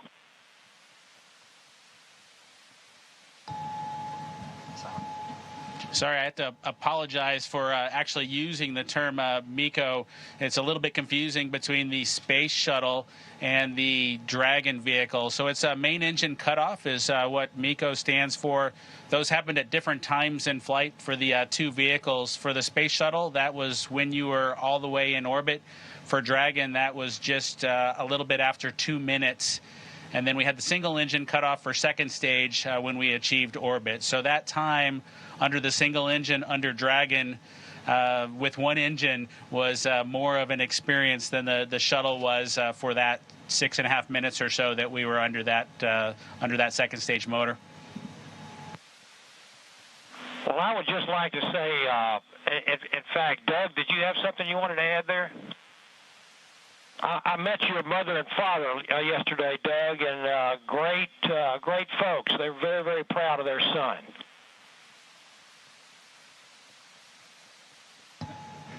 Yeah, that's pretty cool. Hopefully they enjoyed the launch. I know for parents, it can probably be pretty nerve-wracking for them to experience a launch. This was their third, so I'm glad everything went okay, and hopefully it was a good show. We haven't obviously heard or seen any video yet, but we're looking forward to seeing the launch replayed sometime. I can assure you that it was a great show. It was one of the treats of my lifetime, I would have to say, and many other folks that were sitting there looking all across the country and even the world. And I can tell you, as Senator Cruz said, we've gone through some really, really rough times over the last few days, and to have that successful launch. The public-private partnership between NASA and SpaceX, and you guys being so well-trained and having it go off without a hitch was a tremendous blessing for our country. And I can't tell you how many emails and communications I've gotten from people that who were so disturbed by what's been going on, transpiring around the country, to have the great news and the wonderful liftoff and everything going without a hitch. So I just want to say God bless both of you. Thank you so very much. Bless the rest of you folks up there as well. We thank our Russian partners. And thank you, Chris. Y'all are all in our prayers, and we're looking forward to seeing you successfully complete your mission and back on safely on Earth. God bless.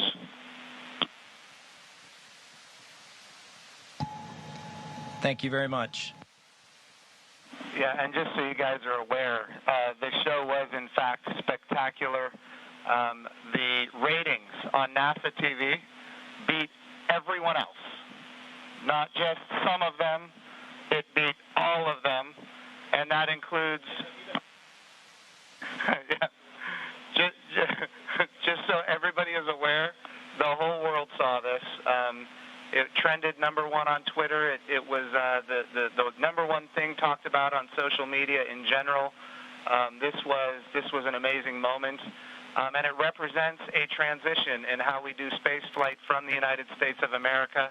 NASA is not going to purchase, own, and operate rockets and capsules the way we used to. We're going to partner with commercial industry for access to low Earth orbit, and those partnerships are going to enable our providers to get customers that are not NASA and drive down our costs. And we're going to have numerous providers that are competing on cost and innovation and safety. And we're going to have more access to low Earth orbit than ever before.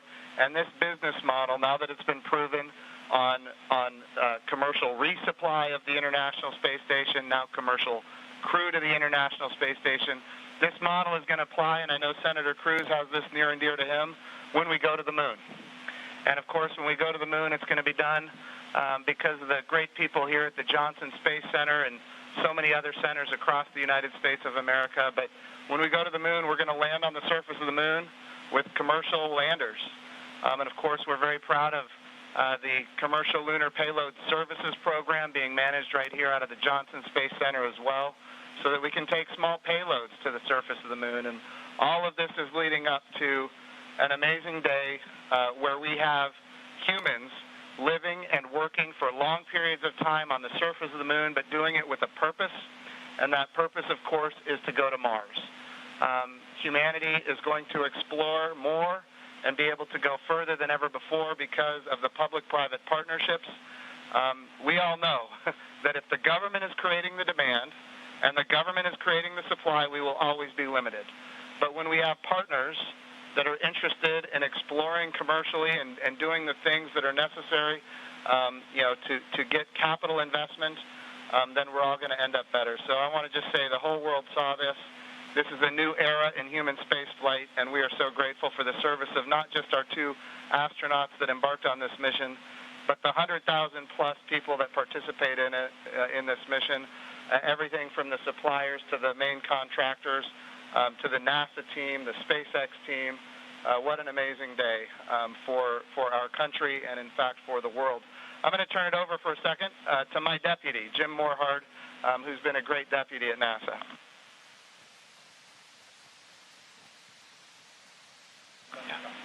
Gentlemen, congratulations. You know, Jim's mentioned going to the moon. And yesterday and today, one, you've inspired the Artemis generation, which is our next generation. And that's what this is about. It's really bringing the children that we've got and our grandchildren forward so they'll be the ones that are going into deep space. This is the dawn of a new era, and we just thank you for being at the beginning of it. Thank you so much. It was absolutely our pleasure, but it's just a huge team effort across the board from SpaceX to NASA that made this all happen. We were just the lucky guys that got to fly the rocket yesterday. I have a question for Chris Cassidy. Our crew here decided to be about 3 days late You got to work them overtime, I presume, now to get them caught up on all the activities that they missed out on. Any plans for them? Well, the day they missed out on was a good one for them to skip. It was Saturday house cleaning, but I took care of it for them. We'll catch up next weekend. But in all seriousness, we've got a few things to take care of tonight. Make sure we're all safe and we know the plan in case something bad happens. And then we're looking forward to some operational stuff later in the month. Maybe we'll get outside and do some spacewalks.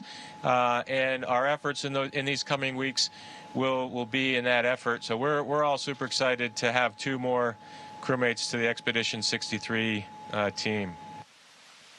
Awesome. And of course, here in Houston, this is the home of the astronaut office, and the Johnson Space Center is led by Mark Geyer, and I'm going to turn it over to Mark for a few comments. Thank you, Jim. Hey, it's great to see all of you there. Good to see you, Bob and Doug. I know we talked a few days ago. You look a little taller than I remember you. And but I also want to thank Anatoly and Iman and of course Chris for what you guys have been doing since you all arrived. And I know there's been a ton to do, and you've been really busy, and I appreciate that. So I also like this visual of our international partnership. We have had a tremendous partnership with Roscosmos, and we will continue to do so. But it is nice to see crew arrive from this side of the space station. So that was pretty cool after 9 years. I did have one question for Chris, though. What might you do to ensure that Bob and Doug stay longer? Do you have any strategy there?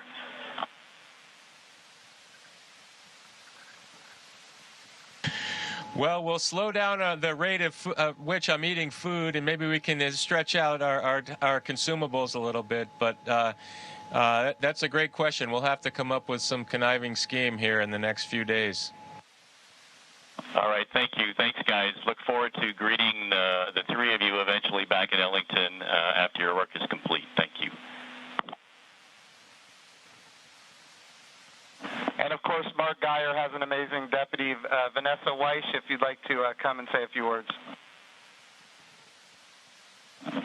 Thank you, Jim. Hi, guys. You look really good. I just want to say on behalf of everybody here, we just want to thank you. It was an amazing launch, and we love seeing the docking. You guys all look really good. Just thank you for all that you're doing, and we can't wait for you to return, but not too soon. Station wants you to get a lot of work done, so looking forward to all of that. But thank you, and God bless. Thank you, Vanessa. We appreciate that. All right, we also have with us Steve Jerzik, who is the Associate Administrator for the agency. For people who don't know what that is, that, of course, is the Chief Operating Officer of the agency. But he also ran the flight readiness review for this mission. He did really an amazing job, and I can't say enough about his leadership at the agency. Steve, if you'd like to say a few words, ask a few questions.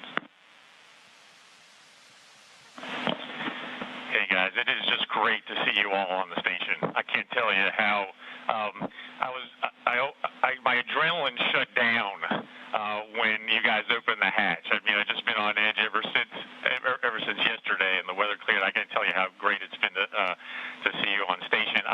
It has been a team effort. I felt like the last 2 years I've kind of been part of the team, working through issues, and it's been a heck of a year and a half with demo-1. And the in-flight abort test, and working through issues like parachutes and the escape system, and I just could not be more proud of the team for getting to this point. It's amazing, and you obviously have been part of that. I really appreciate you all showing up in Washington, D.C. at our reviews, and because the last thing we do at those reviews is look at you all, because you guys are the risk takers, and make sure you're okay with where we are and where we're headed. So I really, really appreciate that. I really appreciate your active participation in that. And I could not be more, like I said, more proud of the team. And congratulations. And it is awesome to see you guys on station.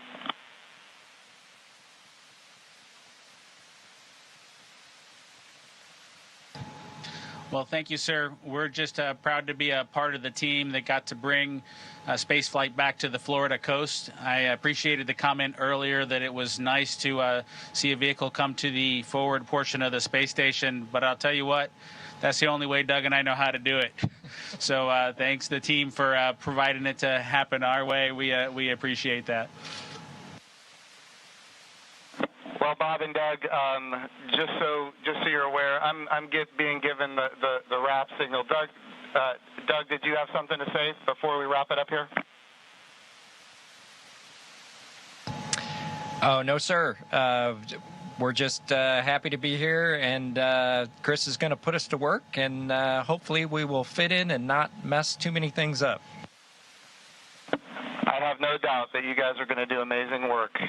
I just want you to know the president came to the launch and the vice president came to the launch. About half the cabinet was at the launch. We had members of Congress and members of the Senate from both sides of the aisle. And this was an amazing moment of unity for the nation. It was an amazing moment for the whole world to look up. In the midst of the coronavirus pandemic and some other challenges, we were able to have this very, very special moment where we could all look at the future and say that things are going to be brighter tomorrow than they are today. And you and the NASA team and the SpaceX team gave us that opportunity, and for that we are so, so grateful. I would also be remiss as the NASA administrator if I didn't promote what comes next. And of course, this is the beginning. We are now launching to low Earth orbit again, but we will soon be going to the moon. We will be going to the moon sustainably with commercial partners and international partners. We're going to use the resources of the moon to learn how to live and work for long periods of time. Ultimately, we're going to take all of that knowledge and we're going to go to Mars. And of course, this time when we go to the moon, we go with a very diverse, highly qualified astronaut corps that includes women, which is why we call the program Artemis, named after the twin sister of Apollo, and she, in Greek mythology, was the goddess of the moon. This is the beginning. There is so much more to come, and I'm glad that our representatives of the Johnson Space Center are here because we're going to be asking them to fund this project. and what an amazing day that you guys have given us. So thank you from not just me and the people here, but from the United States of America and people all around the world. I'm more popular on Twitter than I've ever been, and it's because of you guys. Thank you.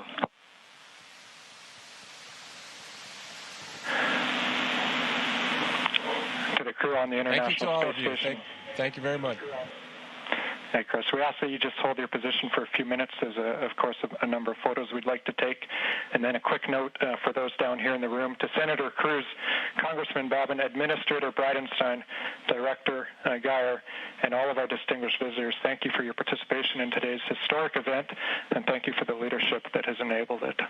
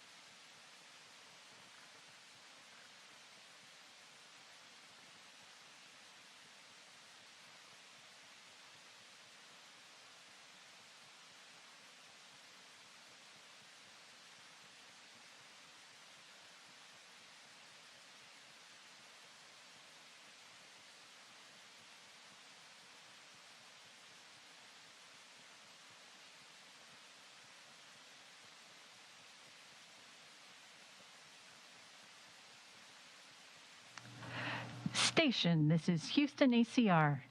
Thank you. That concludes our event as we count down to 20 continuous years of humans living and working on the International Space Station.